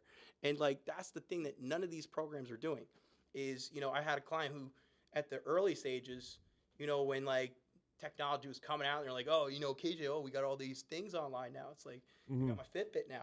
I don't need you anymore. So we're like in the workout. I'm like, so you're telling me that Fitbit's telling me about your pronated foot step. You're creating high hip from that. You have this whole untracked system going up the T-spine because of how you're stepping, which is now every time you have that impact, you want to know why your low back hurts like hell standing around for a few hours a day is because you have now you have constructed your hips to sit high on one side, and on top of that, posturally and how you're standing, it's not correcting that either. So the reason why you constantly have these areas of pain, your Fitbit's not correcting you on.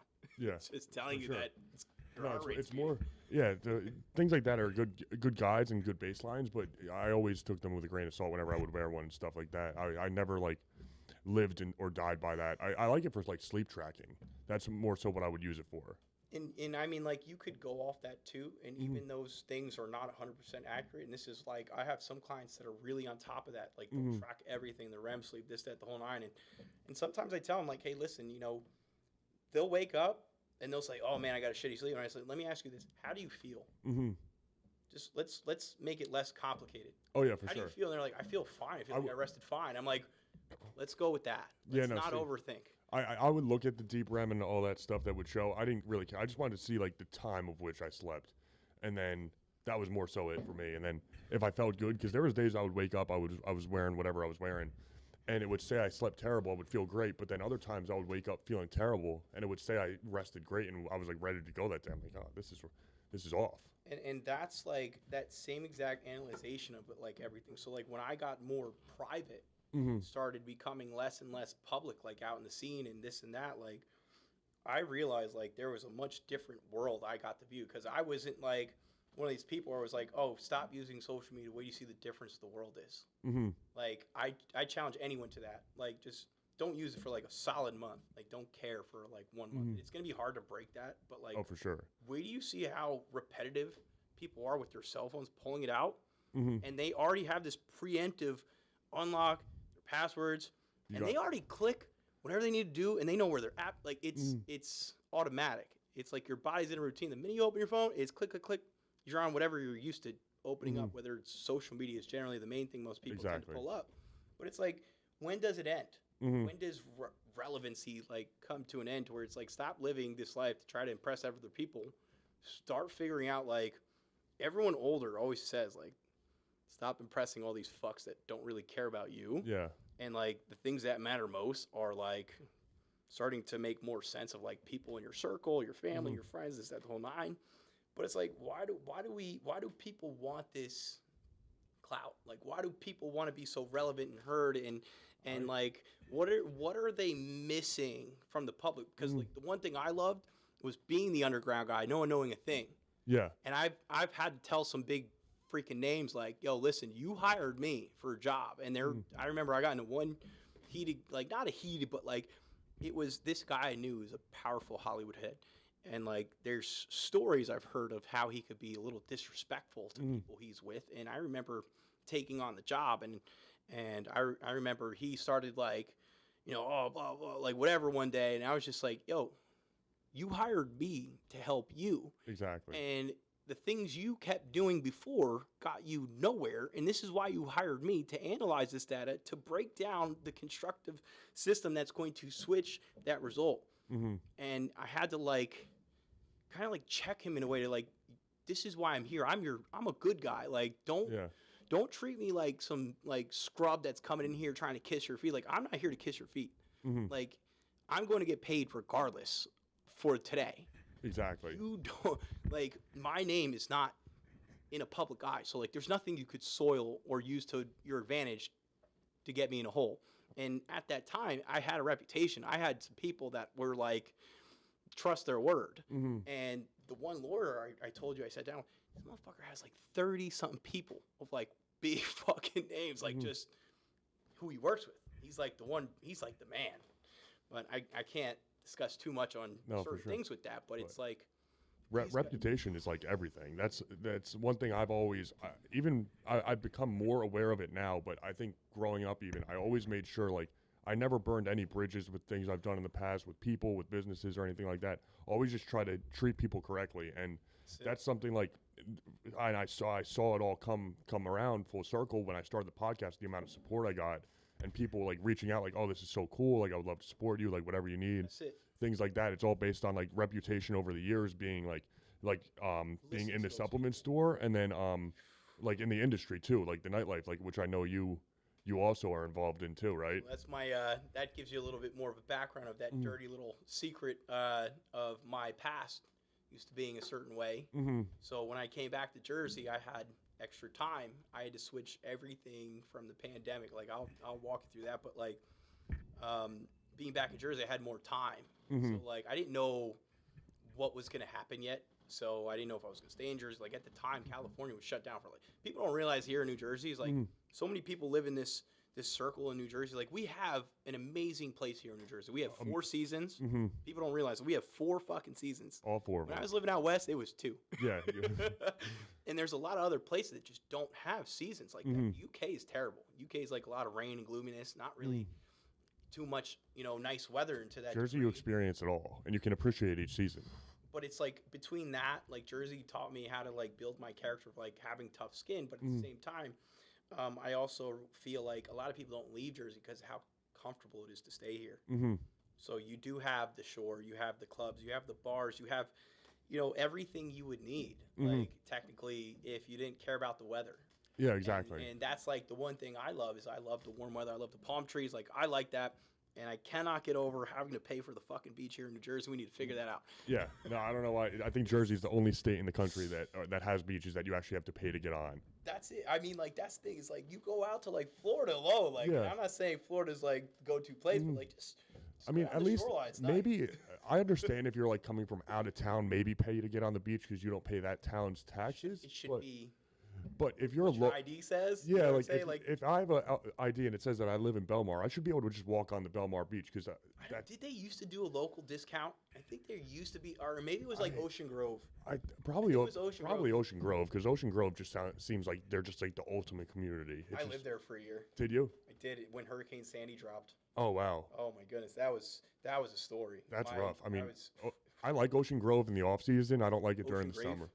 Like, it's dead there, bro. It's like it's no dead, one. but like, if 2 neighbors on my whole block. If you drive through Ocean Grove in the summer, it's like they're 2-way streets, but the cars are parallel parked right there. There's only one. I remember one time I was driving down.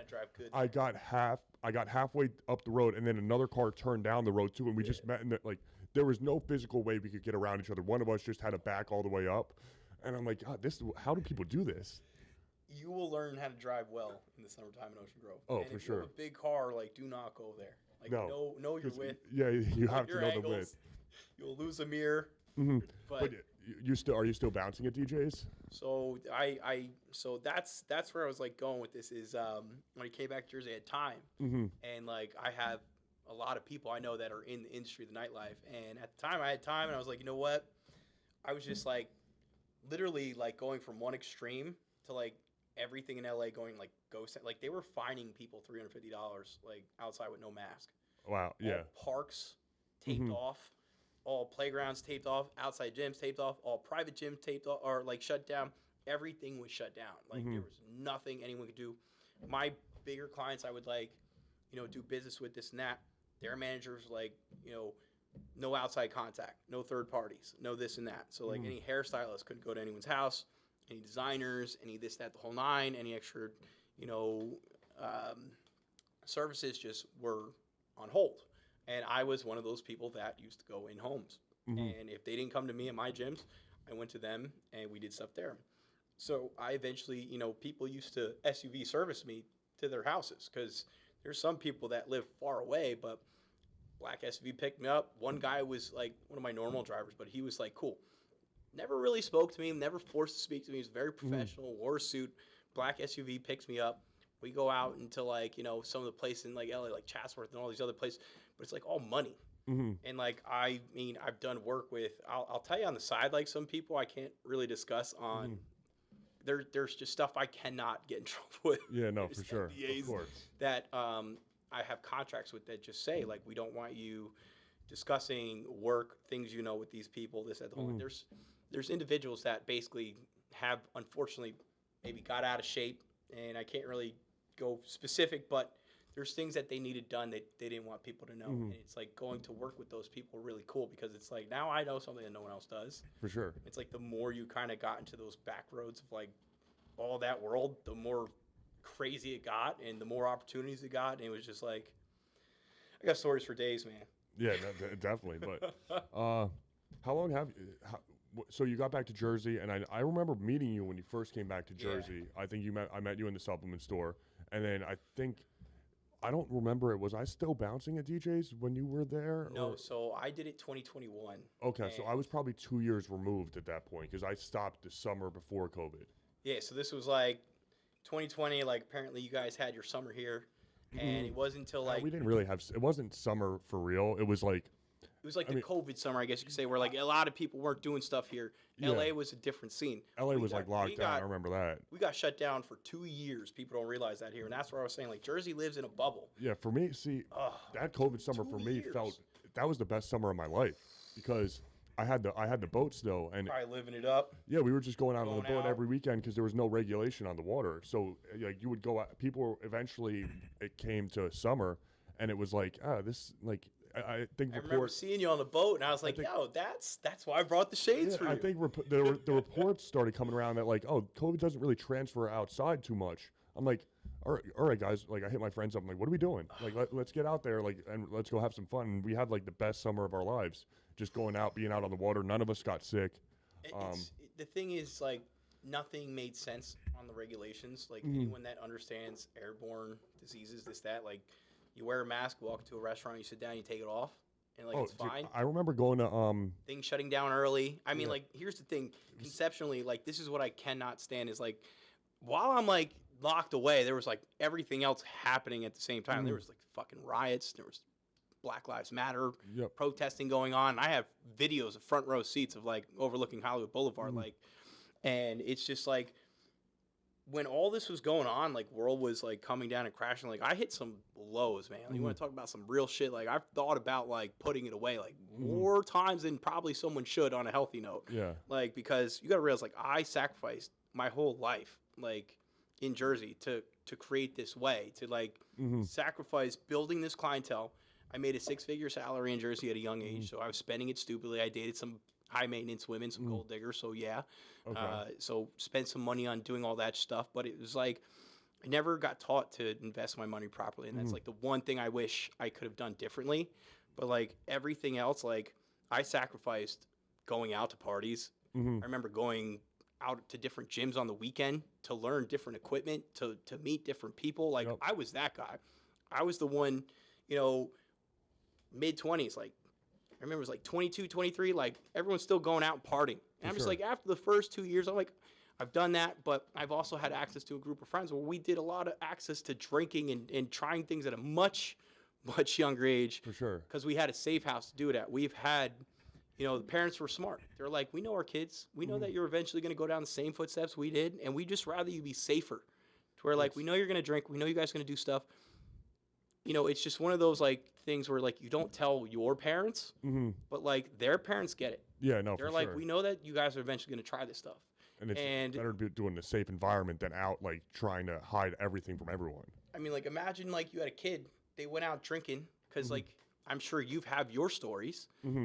And if your kid just went out young age, and we're talking young, dude. We're like 12, like drinking 99 apples and shit like that. Like I honestly don't think I started till I think I drank a couple times when I was like 19. Was like I was like sheltered. I was like a very introverted kid. I didn't go out much.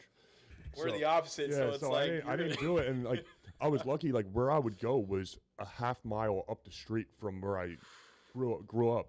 Yeah. So it was like my best friend lived up the street from me. We would go over, like his grandma had this like cabin in the. It's funny. It's like it was like a cabin in the woods. Okay. And we would just go to have parties there, and I had one of those little Segway things, like the 2-wheel things. You were probably famous. So loved you. I would just roll around. I would like roll up there. I would go there, and then I would just come home at night, and I would be like, okay, this is fine. Seen those little coolers with the moped on it? It's Oh, like yeah. You sit on it and like whips. That thing like can move apparently like 20 miles an hour. Oh, like, dude, some of those electric things are crazy fast they're now. like $400, but if you have that and you pull up like your Segway, like you're the guy. You're Oh, the man. people are like, yo, dude, this is awesome. So like that's like when I used to do parties and stuff like that. It was all different. Like we were intuitive. We were creative. Like we would play like all the basic like Pong and this and that. And we got to a point where we got creative. We're like, when we need a water cup and we don't have a sink nearby, we just use the washer. Like there's the old washers where if you turn on, water will start filling water it. starts flowing. Just dump it in the washer, whatever old water, refill new water, and you have fresh water. Play your game now. It's just like That's hilarious. we got creative at a young age doing that stuff. Think for me, and then even when I was 21, I think I turned 21. I didn't really celebrate my 21st. I think my birthday always falls to the end of April. So my friends were that time in college that like everyone's doing finals and they're like, we can't go out. This is it's like tough. So spring stuff, right? So I'm like, oh, whatever. I don't care. And I turned 21. I think 2 months later is when I first started at DJ's. And I'm sure when you started there, it was like same thing with me. It's like Thursday, Friday, Saturday, Sunday. It's different though. So- I mean, like you're working at a different experience than what I was going into. So it's like you never really like if you're young like that doing that life, you don't have a social life. So like you still have all this curiosity Yeah. that you didn't really get a chance to do when you work that. So it's See, like bouncing was my social life in a way because I was someone that didn't. I never thought I was going to be too crazy into going out, and I'm like, and Evan at DJ's, I went to high school with him, and he saw me. Evan? Yeah. So you could ask Evan. Evan's another someone. He had a whole frozen shoulder, this and that. Couldn't I activate saw his Evan last night. He told me he was talking about you. He said he wants to come on the podcast. I'm going to schedule one with him. 4 sessions, put him back together. And he's one of a handful just at DJs I had to work with and put back together. But like all those guys there, I mean, I've worked on Fun Ant, I've worked on Slav, I've worked on Nico, I've worked on all of them. Jen Strong, I've worked on, pretty much a good amount of people now. Evan, there's some other guys that were bouncers. I remember they were like, "Oh, my neck's jacked up," or "My back," and this, and then it's just like all this fun stuff. But it's just like having that versatility of it's like personal trainer, holistic practitioner, life coach, background in chiro, massage therapy, nutrition. That was like a do-it-all guy, and that's what got me a lot of work out in Hollywood was knowing how to do all this stuff. And then coming back to Jersey, I remember my friends that knew what was happening out west, and they first saw me because I kind of came back a little, like I wasn't like super publicly announced. I was off social media, so like all the algorithms on these platforms do not create access unless you're active, unless For sure. stuff like that. So if you're not posting all the time, you're not being popped up in everyone's algorithms. And if you look at your settings on all this stuff on Facebook, Instagram, whatever it is, you can see that everything is monetized and who purposely gets shown more and who doesn't. And it's just like, how does that create a fair algorithm if, you're putting something out like this, or even better, like someone like me? I don't like to live in society standards of being on social media and having that, reputation of like being in the public present, or I guess you could say, like, I don't want everyone to be in my business like that, sure. which is why I like being in the DL all those years. And just like when you met me, and you're probably hearing more of my background, there, you're like, what the fuck's this guy doing in supplement show? Yeah. But like, that's the thing, is the ego is what gets people to go off the deep end. For sure. And I never caught that ego, and it just, by staying like humble more, I'm just saying, like, it's, would you rather be like, for example, if you were super rich, are you the type that would want to show everyone and then have all the items and flex it and this and that? Or would you rather be that guy that just like, something about him, like, I can't really get it. I'd rather be low key. Super low key, but like quiet, confident. Whereas like, you're going out, you're doing your dinners. People see you out, but like, they know nothing about you, but they seen you. Yeah, exactly. They see you with stuff or at time to time, but they're like, what is he doing?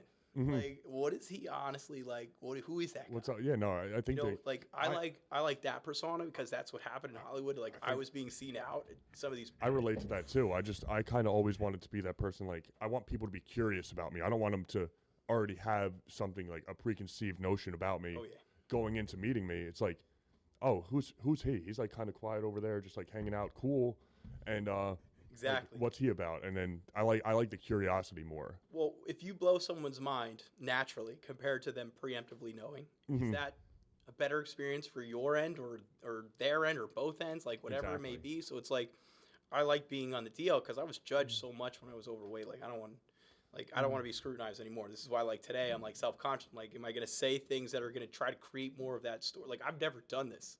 So like, this is all new for me. And just, I know my story has taken you on this crazy back and forth on the timeline. So it's not really super, it's literally unorganized. Exactly. That's my story. That's what the podcast is. But like, when we put it on a timeline, it's like, holy shit, like everything this guy said, you could background check. And then like, everyone that's known me from different times in life will also give me that confirmation. Like, that's my receipts. Like, and everyone's like, oh, you don't have like pictures of when you're with these people out west, like this and that. Like, I've had some people like come talk to me, and I'm like, dude, I don't think you understand. Like, I'm not trying to get X'd like some of these people. And like, there's a whole nother crazy, like, I could go on the conspiracy route with like what I've heard, but like some of the stuff that you hear is not everything's too far off from the truth, which is even more fucked up than I could even imagine. I bet, man. But so how long do you still bounce at DJs though? So I do it time to time. It's like it's a guilty pleasure. Yeah. So like 2021 was like the first year back, like doing all that stuff. So like, I can't really discuss the stories and DJs. At least I don't want to. No, it just. I mean, I was on the main stage. Yeah, no. So I was always the front guy on the staircase. So you had to deal with all the shit too. Yeah, so I was always going to stuff. But what DJs did for me, like now, I still bounce. I'm over at Joe's in Belmar now. Okay. I don't live far from there. I'm in Spring Lake. Oh, really? So like, I'm not far from there. I always wanted to bike ride over there and just grab a beer and some food. Yeah, no, it's a great spot. I love it there. But working at DJs kind of got me the respect in the industry. Like, I got to know a lot of people, and then if you say like, oh, I used to bounce at DJs, like, what's it like working here? They're like, oh, if you can handle DJs, you could probably do this. Well, it's the 4 spots, as you know, previous bouncer. It's stairs, middle, west, and stage. Those are your. That's the spots. So like, for sure. You said you were main stairs, like. Main stairs, top of the stairs. You had everything coming your way. Everything was coming right to me. And that's where it's just like the main stage sees it all. They deal with the most. I mean, that's Sin City up there. I think they liked me a lot there because I'm a very calm person. You're gonna be like, yo, Sean's one. What do girls call guys under 6 foot? I don't even know. Friends. Yeah. Okay. So it's like, one, you have the surpass. You're over 6 foot. That alone is gonna create, notoriety. Like, they're gonna look at you and be like, wow, he's tall. Yeah, he's tall, but unfortunately, nothing against short guys, but like short guys is just like women like a sense of security. This is why like sometimes you see like a bigger, maybe even a more burly guy like with a chick that looks fantastic, and you're like, well, make it make sense. Like, why are we going to the gym? Why are we trying to bust our ass every set? And then you realize like they feel safe with that person, or that person makes them feel comfortable enough I think for there that, is something whatever it is. subconscious about like the protectiveness of like a taller girl, just feeling with someone bigger I to mean, protect them. But yeah. like even with like guys, it was always funny when like people would throw guys out if something happened inside. I would just like walk up, like I'm standing there, they turn, look at me, and I'm like, listen, dude, I don't know what happened. I'm like put my arm around them. I'm trying to walk them out like their friend. I'm like, oh man, I'm like, dude, I don't know what happened in there, but I'm on your side. I'm like, let's go outside and talk about what happened, and maybe we can figure something out. And that it was DJs was a whole night and day experience. Like I went from one extreme to being put away in like LA, like boxed up, and I was like, you know, at the time I was living like that bougie lifestyle. So like I lived with other names in my building, like Rufus DeSoul, you know, lived in my building. He did a whole live stream during COVID at where we live. So it's like all that happening. It's just like I was living this bougie lifestyle. Pandemic happens. 1 year I'm paying out of pocket. Like I probably spent like $80K like between rent, like just for like that year was like 60. And then coming over to like just the transition to Jersey was like 20K alone, and then an additional 10K like going to places. And I didn't have proof of income in Jersey, so like everything was just like, here's my bank statement. yeah, I will pay this in full. I just need these accommodations. And at the time, I used to have this really big dog, and he just recently passed away at the end of August. Sorry but to like, hear that. you know, he was this giant 120-pound freaking double XL pit bull. Yeah. So like I remember my buddy was like helping me find a place back in Jersey, and he's like, "Yeah, I got this one place. It's seasonal, just for like short term, just through the end of the winter time." And he's like, you know, so he's like, "How big is your dog?" I said 80 pounds. I remember pulling up from my trip, and he's at the house, and I just remember my dog's head just pops through the front, looks. And first thing my friend says to me, and again, I haven't seen this guy in like 6 years, 7 years, whatever it is. First words out of his mouth, the dog's not 80 pounds. Yeah. So it's just like his head was big, big move. I got pictures of all this stuff for you I could show, man. Like from when I was fat to my dog. Like it's just like all that stuff, though. It's just like, it's been a fucking wild ride, like coming back to Jersey, living in LA, experiencing all that, coming back here, doing the bouncing scene from like not like having anything, like literally like being locked away to now like living this crazy summer of 2021 where it's like now I went from no people to like That was the summer. everyone. That was the summer everything opened back up, right? And that was like the summer I realized like a lot of things. Like there was a whole bunch of like I was getting hit on by chicks I didn't even like to a degree where I wasn't used to, like being overweight. I'm not used to getting compliments. Being a guy, you're not used to having people Dude, come tell you something. when I was 21 and I started bouncing, obviously when I'm at DJ, you're at DJs. I mean that place is packed. They do a great job. Where like having business like every night, it might be like is busy compared to any other bar probably. Like even like Thursday nights, it's like oh it might. I would be thinking like oh it's kind of dead right now, but and then I like really think in perspective. I'm like, DJs every night at DJs are probably busier than all the other bars I've worked at. It's nothing like it. If you could survive being out in there, it's like there's nowhere else that you can't go. Like oh yeah, for sure. Like I can't. Busy, bumping, shoulder. You got to know how to maneuver a crowd. But like when you're also being the bouncer, The bouncing was it's a much different. different experience now because it's now like, and that's where I was And explaining to you. you're It's dead like sober the whole time. we're two different like experiences doing that work. So it's like you have the early experience where it's like this is new, exciting. Yeah, exactly. I want to get my hands involved with some like physical encounters. I wasn't the aggressive one at all. I never wanted to be I was more like the guy. I'm like no, but like when it came, oh, it was, there's this. You're like oh, I got to because it was more so like when I first started, we had a really good group of I liked everyone that I worked with. We all respected each other, and it was like, yo, if you're going into something, I got to have your back because if something happens with me, I need to know that you guys have my back. So if like I see something breaking out, I was running right at it because I knew, you know, you had all the stage guys there, the West Bar, and like my boy Leo was with me. Yeah. And I'm like, I know all these guys have my back, so I don't need to worry about like I'm gonna try to make sure they're protected and get like everyone out safely as I can. But people don't when they go out, they don't think of anything like what we have to do in there. No, so bouncers are underappreciated for sure. Well, it's like they come in there and they're like, you know, girls will come hit on you and ask you all these questions. Like one, like you can't hear anything. Can't hear a thing. You can't see anything. It's not the environment where you're out drinking, having fun, like mingling, like you're working. and you understand that depending on where you're lined up in there, like you were at the stairs, so like That I was your job was to I was relay to constantly on. everything that's being brought out. that, and I also had the responsibility of everyone comes in, like everyone walks in, DJs, girls especially. You have And they do this. They're like, I need to see. I'm trying to find my friends, or they're taking a selfie. I'm like, yeah, well, you can't do that right here. Like, this is a fire exit. You got to get out of the way because we have people coming in and out. Exactly. They don't understand. You have to conduct and they're traffic. like, they're already You like, have to conduct whose drinks cannot leave. Exactly. You have to conduct. they're calling me an asshole already because I'm telling them like, listen, keep it moving. They're like, I just walked in. I'm like, well, yeah, you're just standing on the stairs and you see I have all these people coming out. Oh my gosh. I have people still trying to come in and you're standing here taking a selfie or calling your friends. I'm like, so I have so many stories working there alone. Dude, it was a great time for me because like, and then like the confidence thing, like I was 21, so I'd never had girls like really hit on me at all. They will hit on you there, like very aggressive. The first week I had was the first like one of the first incidents I had. I just had like a girl had some type of like a sash or some type of like fuzzy scarf because it was a theme night on Thursdays. Yeah. Dude, or it was like some type of Christmas sash. And she like threw it around my neck. I'm like, what is going on? She's like trying to pull me in and pull me out the door. I'm like, oh, dude, and the owner was just laughing at the time. I think actually the first night of Christmas in July, I had to break up a little tussle. Because, dude, I'd never been to DJs, so I wasn't like a DJ's person, wasn't familiar. Walked into the jungle, dude. Dude, all of a sudden, there's like 4 girls, like, I guess they were 2 separate groups, 2 and 2. And one group had an inflatable candy cane. And I had no clue. I'm like, oh, yeah. I'm looking, I'm like, what? I'm like, I guess it's Christmas in July. Did they bring that? And then the other girl tried to rip it out of her hands and, like, take it. Oh, yeah. And all of a sudden, like, a little tussle broke out. I'm like, what the hell? I, like, kind of I grabbed 2 of them and, like, carried them out the door. And Chick fights are the worst, too. Oh, the other bouncer grabbed the other 2, like, not aggressively. It wasn't that bad. I just kind of, like, guided them back out.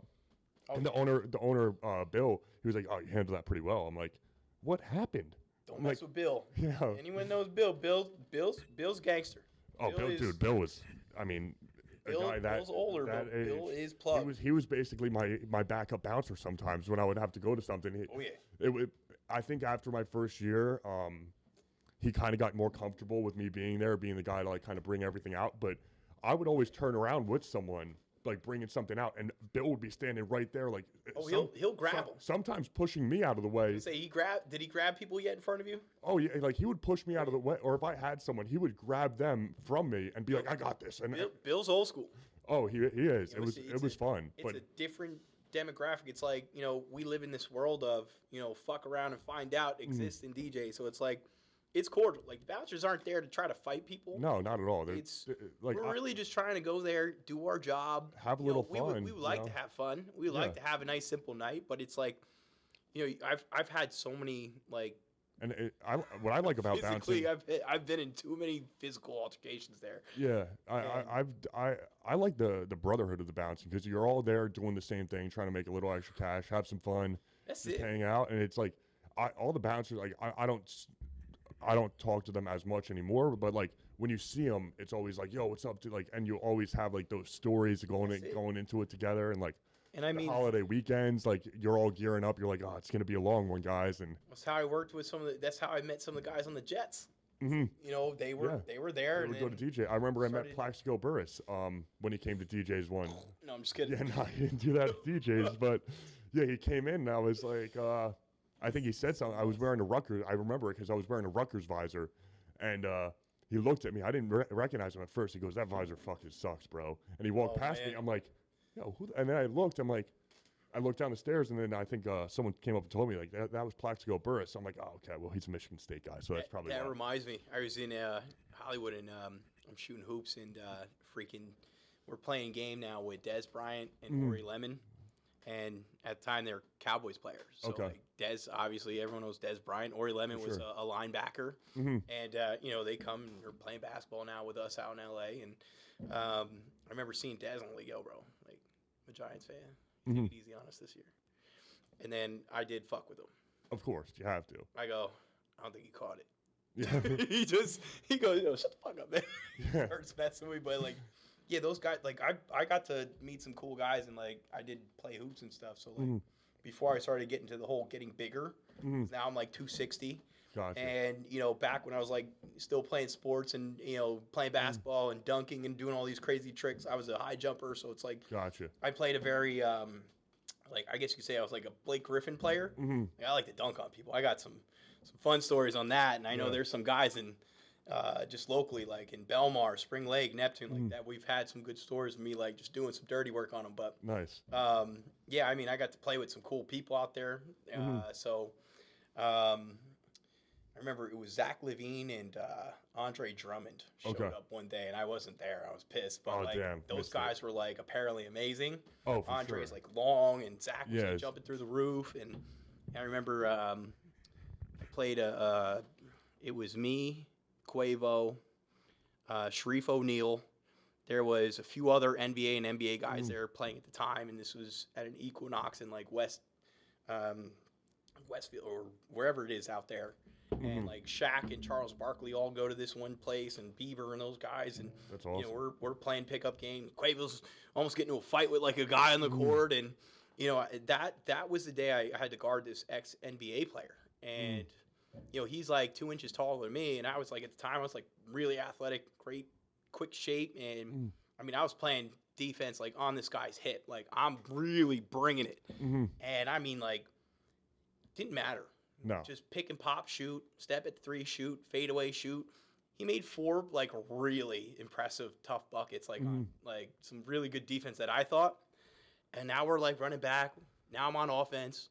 He's leaned into my hip on defense. And I just go, yo, man, you think you could miss a shot to not make me look so bad? And he goes, this is what I got paid to do professionally for like 14 years. And I said, no way, that's cool. Like, where did you play? He's like, I played on the Hawks, the Blazers, the Sixers, and this one guy, like I'm not going to say his name, but like 14 years, got paid to professionally shoot. He's retired. Here he is at a pickup game, and I'm out here try-harding. Of course. And he's not even in the conversation of like those top players, and that just like gave me that perspective. Like these guys, it's a different level. Anyone that says I could have went pro, could have done it, or like.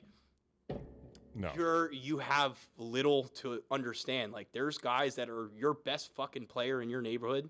Yeah. And then there's like that best fucking player in the state. The state. And then there's the best fucking player in the country. Yep. And it's like they're recruiting people over the whole entire world to come to the NBA. Oh, the NBA has expanded so much now. So now your backyard basketball dream that you thought you were going to go pro, because everyone you play with in your neighborhood and residing neighborhoods might have been decent.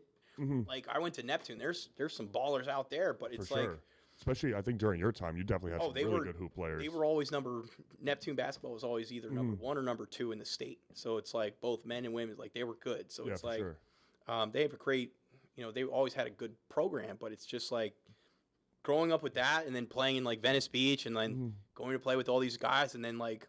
Here we are now. We're actually like I'm getting that lick of like these are pros. Like these were pro guys like playing. Like Sharif was 16 at the time before his health issues. Yeah. So he's like long, lanky, just joking around. He's still like fantastic, just like hooping. I bet. And it's like he's not even trying because he like these guys don't. It's just like pickup games. Yeah, they're just like kind of getting reps in, getting like their conditioning in. And freaking what's his name? Quavo sounds just like he does on his albums, like screaming, and yelling, and it's just like it's funny because it's like all these guys are just people. And like once you get past who they are, like starstruckness or whatever, they're all just fucking people. Everyone. And I didn't like. Don't get me wrong. I didn't care who it was. There was another tackle, an NFL guy I had to keep playing against. Whenever I wasn't guarding this one guy, because the NBA dude was like really impressively like talented. Like I said, like that gave me the perspective of like there's a whole nother level of like why these guys are pros. And when I was playing against the football guy, like we were just big bodies banging. So it was like it was a lot of fun with him. But it's like the NBA guy was just like, wow, that fucking guy was good. And then I'm thinking on this NFL guy, I was like, man, if I step on the field with him, he's just as much as a dog as this guy shooting here like on a pickup game, and he's not even that top conversation. So I'm like, it just gave me a much different perspective of like, you know, when guys think they're really good at something and they never left their own backyard, like there's a big fucking world out there. And I want to tell everybody that like I didn't realize how big that world is with even my profession until I stepped out. And then I realized like I always kept thinking like there's always someone else that is going to be way more knowledgeable or way more better in this and it's just like I've worked with the East Coast, the West Coast, And like, there's not many guys that I found that like exist like that. So it's like, it made me respect like why I'm getting these opportunities. For sure. And, you know, eventually when my personal confidence started building and realizing like what I'm doing is different, like that was it. It was like the analyzation. It was like the experience, this, that, how I was constructing stuff. And that just got me more business and work out there. And I never had to be like public. Like that was like the best part was building all these reputations behind the scenes. Just word of mouth. And I didn't care about like the publicity. I don't care about like, oh, if you drop my, here's what I didn't like. Everyone knows Kevin Hart has a trainer. Can you tell me his name? No. Or has he ever posted his trainer? No, right?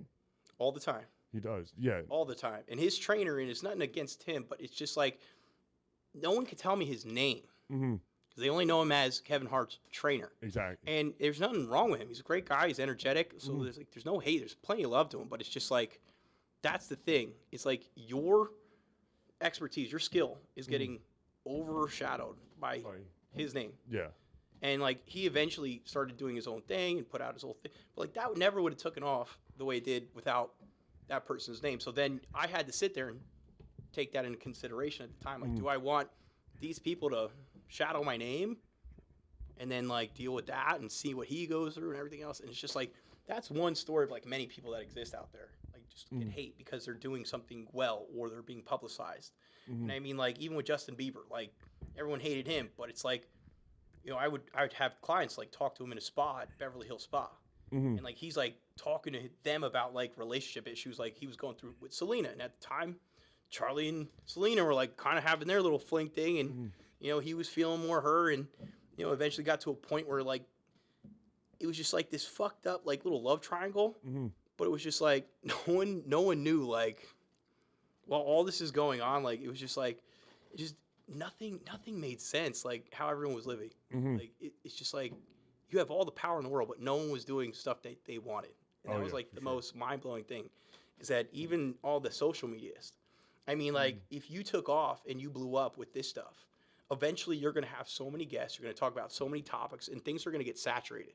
Oh, for sure. And then you're going to be like looking for like, what the fuck do I talk about next? I've talked about fitness a million fucking times. I've talked about weight loss a million fucking times. I've talked about, you know, doing these things a million fucking times. And it's like, well, when does it become to the point where you start struggling with content? And that's what happens with these people that have done YouTube for years. They eventually get to a point where they start running out of ideas. And now all these crazy fucking things that are just like, who would think of that? Like, this is why it's happening. Yeah. They're running out of things to do. Fitness industry was the same thing. It's like everything gets recycled. It's just a new phase doing the next generation, the next decade. So it's, you know, you start looking, Rich Piana, big dude, talking openly about steroids, this and that. Guess who's the new Rich Piana right now? That Sam kid, whatever. That's right. Sam Sulek is that next Rich Piana because he's now talking like, you know, I'm coming out humbly. I'm going to put out my 2 cents, and you're going to get people that are going to love him or hate him. Exactly. Now, just like every other fitness professional, we're all going to say the same thing. We like how he discusses stuff, but we can't agree with everything is healthy. Oh, yeah, for sure. Like when you're on a car ride just having a conversation and you're out of breath at that age, and it's like if anyone wants to go that route, because that's the industry that we're turning into that we talked about, is peptides, all these injectables, all these different things that are now going to be enhancing the production of results that has ever existed in our time. And with all these things in development, it's just a matter of time until every kid starts experimenting with all these new different like cocktails they're putting together because they're like, oh, you know, we got to do this, we got to do that, we got to add this, got to add that. This is for muscle growth, this is for leanness, this is for hair, this is for tan, whatever. And it's like when you start packing all these things in your body never really fully develops, especially when you're in your 20s. Exactly. Because people don't realize like when you hit 21, you're not fully done developing with everything. Not at all. There's still a thing called muscle maturity where the muscle is going to look a lot more leaner and dense on the skin, which is why like you'll see someone like 21, 24, 22, and your muscle development might look like it's more like rounded off on the skin rather than sitting flush to it. Exactly. And you see this older guy's been doing this for a while, and you're looking at him and it's like his muscle's sitting dead to the skin. Like Exactly. it's like vacuumed in there, and it's like, Different. well, what is he doing? Well, he's hit muscle maturity, and like that happens at different stages with different people. For sure. And again, it's just like fascinating how the body can be manipulated. And when you really start understanding that, it's like now you're going to see how I kind of view the body. Yeah. So it's like most people see this little spectrum of like a Rubik's Cube, right? And that Rubik's Cube, you see like there's all these little squares, and all those little squares are all these little different things that we could understand and fine tune and twist and this and that. And then the way I see it is like this giant fucking spherical, like giant Rubik's Cube that has all these different combinations you could twist and turn. And that's how I sit with people. So when you start asking the questions and going through the routines and background and this, that, the whole nine, the wants, the needs, it starts to really change how all those Rubik's Cubes get moved in a way to start constructing what needs to be put into place for that person. And that's what I found is like everything works differently to the individual, and you got to figure that out. And I don't know how to process that into full words because it's like this complex theory that I put together. And I just don't know how to construct that into full words on how that system works. But it's like that system I understand. And that's why when I work with people, it's like, this is why I've been getting results with people who have not, who've had trouble. That's why I've had people with even medical issues of like shoulder issues, knee issues, back issues, this, that, the whole nine. So it's like that work of like fixing people's problems has created another revenue of business for me now.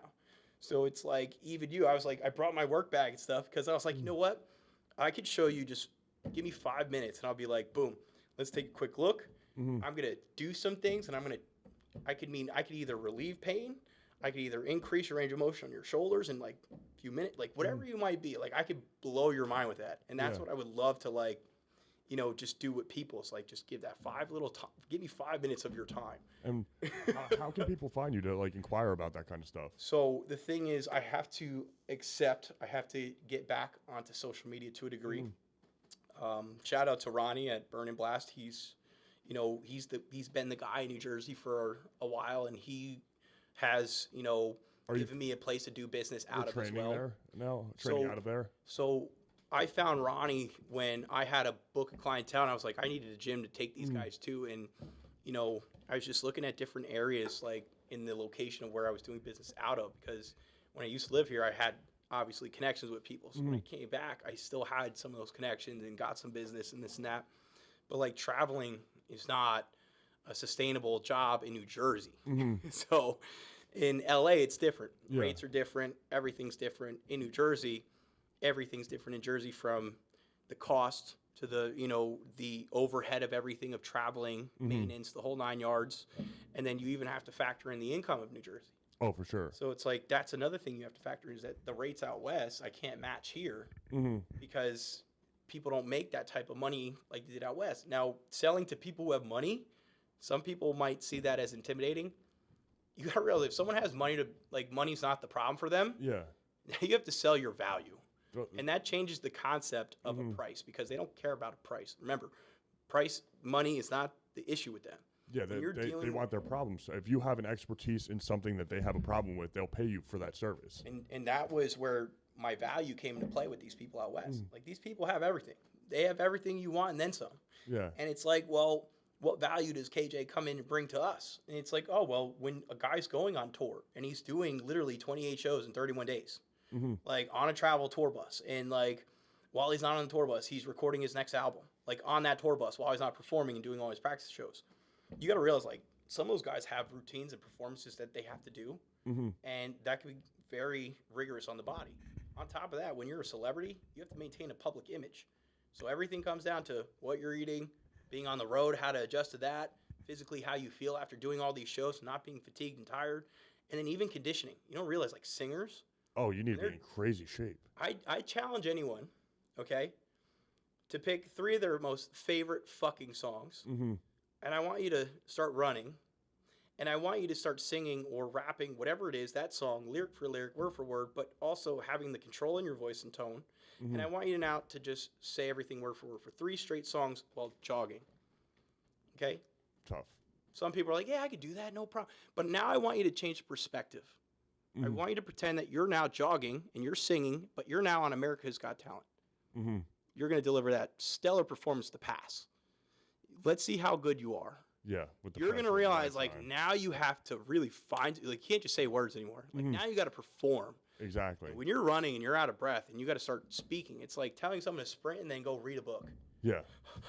And they're all out of breath. They're trying to read it. And it's like the conditioning of that alone could make someone perform and sing better. Because conceptually, when you come down to just the VO2 max, how much oxygen can hold in each lung cell. Like, when you increase that overload, they could hold notes longer. For sure. They could sustain notes much longer. When you condition the body of even how they, they breathe and have that conditioning aspect down, like, you could even have more control in certain tones in your voice. Like, there's a whole concept that goes with that. And that's where you have to figure out, how do you sell that to those masses? How do you sell your value to these industries where it's like, yeah, we know you have to look good, but you got to sell it beyond that. So it's like, if I work with a pro athlete, I'm telling them, like, your body is your business. So if it's like a pro NFL football player, I'm telling you, your body's your business. 100%. So, like, if you got a bum shoulder and you're catching balls, you better fucking have that shoulder up to par, because when you got to extend and reach for something, you seen Odell Beckham Jr. You got to reach way back. He had to have the mobility to do that. Exactly. And more importantly, how about a guy just saying, if you get hurt, how are you going to shine for next season? Because when you're young and getting hurt, it's the same problem that happened with OBJ. Young, talented, successful. Started playing his career. Next thing you know, he started getting hurt and hurt and hurt and hurt and hurt.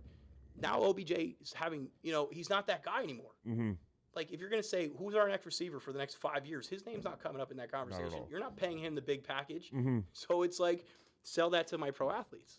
Go to my other clients, my other celebrity clients. People who are in the public eye. Great. You want to look great on TV, camera, this and that. If you're a singer, we got to make sure that your lungs are up to par. If you're performing, we got to make sure that you feel confident, look good, just like you. If you didn't leave your house knowing what you were physically capable of, with that confidence of, like, Sean, you're an attractive guy. All these girls at DJs told you that. You now physically see that. You have the confidence in the proof to back that up. You're going to leave the house differently next time you walk into anywhere with Without chicks. doubt. So it's like, you're going to kind of understand what you're capable of. And the same confidence goes in all those different realms of backgrounds of professions. I have businessmen. I have large CEOs that are just like guys who are like next level, where they're constantly doing business. And, sometimes that's just a place where they could stimulate their mindset, saying, hey, exercise increases brain activity. There's neurons that get stimulated in brain activity that do not happen in anything but physical exercise. Yeah. I have a whole process of working with people with Alzheimer's. And it doesn't stop the process, but what it does, it slows down the process of deterioration in the brain. So you could actually get longevity out of your family, your friend, your someone who's going through that, just through exercise and that brain activity. And the neuroscience is there to back it up. I mean, you could look all this stuff up. And again, this is like going that next level. Like, KJ, how did you get to that extent of where you were? And it's like, well, let's go into the in-depth of the learning of everything. And then when you can start to conceptually put that all together, it changes the outcome. You're going to change the equation every single time you add in new information. The more you learn and learn and learn, the more you start cross-analyzing all that information, and you start looking at someone as a whole, and you start piecing in stress, hormonal imbalances, the wants, the needs, the goals, the everything. Full spectrum. Now we're really getting to another level. Because now you have to say, all right, well, if this person's going on interviews, this, that, they don't have time. It's like they're always busy. I challenge anyone to tell me they don't have time. I will shit on them and show them that they do have time. And this is something I had to do. I actually created a whole method of creating time for people in their schedules. And I challenge anyone that I could get you 8 hours of sleep a night. I could get you an hour for every meal. And I could get you your workouts throughout the week. And if anyone says they do not have time, I challenge them, because I will show them that it is possible. Definitely. Through habits and routines. You just have to, prioritize what you need to get done. Oh, yeah. And yourself. And you'll be able to figure out, like, there is a lot of time in the day. If you sleep for 8 hours a day, there's still 16 hours that are unaccounted for. Oh, I would mind blow you with what I do to people. Tell me they don't have time. And it's like going through that, like, I challenge anyone to come to me and bring that to the table. For sure. It's just like, that's the confidence in just like that craft. Is like, my thing was not to be the best. It was to handle any situation that sat in front of me with confidence, and then knowing that we could get them that success. And that's like what got me involved with the industry, was that personal success with losing weight. And if everyone could get a little magic taste tester of what that feels like, to have the goal, like, and get there, amazing. I speak to Everybody. that all the time, because I didn't lose the weight, I put on the weight. But it's the same feeling of accomplishment, like making that transformation. You set out to reach a certain goal, Yeah. and you put in the work day in and day out. You don't see the results over like week to week, month to month, but eventually you start looking back and you're like, okay, I'm really going places with this. I've really come a long way. Yeah. And then when you like get to whatever that goal is, it's like, holy shit. And you look back, it's like, wow, I put in all this time, all this effort, because I've done it for like 10 years now. And it's like, and you see it. yeah, and it's like, wow, look at how far I've come. Look at where you started. Exactly. Look where I met you. Mm-hmm. And like, you were just a guy working for someone else, Mm-hmm. right? And we would just shoot the breeze. And I was like, yo, that's a cool guy. And, you know, I would see you time to time when I go buy stuff. And, you know, here you are, flash forward. I see like you're doing your podcasting. And I was like, he's branching out with his own stuff. So I was like, here's some connections potentially to like get you to do some more leads in your industry. Because again, guys always want clothing made, this and that. And that's where it's like, you know, giving you those things like just off the books. Like that's just me saying like, I respect what you're doing. Like now I want you to succeed. Yeah, no, I really appreciate you bringing me that stuff. That was super cool of you. And like, they don't unexpected. They don't know that. Yeah. But that's my characters. I don't need things to be publicized. And this is why like something like this today, like you take whatever you want from this. Mm-hmm. And like my story is like super, like the more people pick me apart and realize like, oh, you did this. Oh, you were put away. Oh, you were in Hollywood. Oh, all these things. And it's like, that's my character. That's who created me to be. But like, I don't let that change my ego. No, of who but I am. that's what's special about having a platform like this and allowing people to come on and tell their story. Like, who knows who that might affect in a positive way? Like hearing, oh, I've been through similar things, and like, look at where he's at, and look at what he's doing now. He figured out how to get through those tough times through childhood, through the bullying, through getting put away and stuff like that. Yeah, and also just like being in this industry now, like being back in Jersey, it's like, you know, how do you put your name out? Like we live in a society where you have to be out in public. Like what I would love to do is just set up like a sample tent of like, yo, come on over, sit down. Let me just show you some of the body work. And if you like that, that's not even the bread and butter of everything I do. It's like we have so much more like that just really shows like, okay, he's doing everything from the top down. Like, and that's where, again, like, you know, you could get all the workouts, you get all the diet plans, but it's like when you have someone that doesn't practice that and doesn't really know all the things that someone has to go through. I mean, like me getting older and doing this longer is just giving me more perspective of different timelines of people's ages doing this. And it's like, yeah, it's stuff in my 20s. I used to be able to go out, barely sleep, wake up the next day, like after drinking and all this and that, and hit a new PR in the gym the next morning. But like now that I'm in my 30s, like you can't get away with that stuff. No. Everything that I got away with then, I can't get away with now. Everything has to be a little bit more meticulous, a little bit more organized, detailed. And yeah, the conception of what I did then and now are like different. So same thing that's going to happen the next decade from then and the next decade from that. And it's like, all right, well, my youngest client was 8. My oldest client was 102.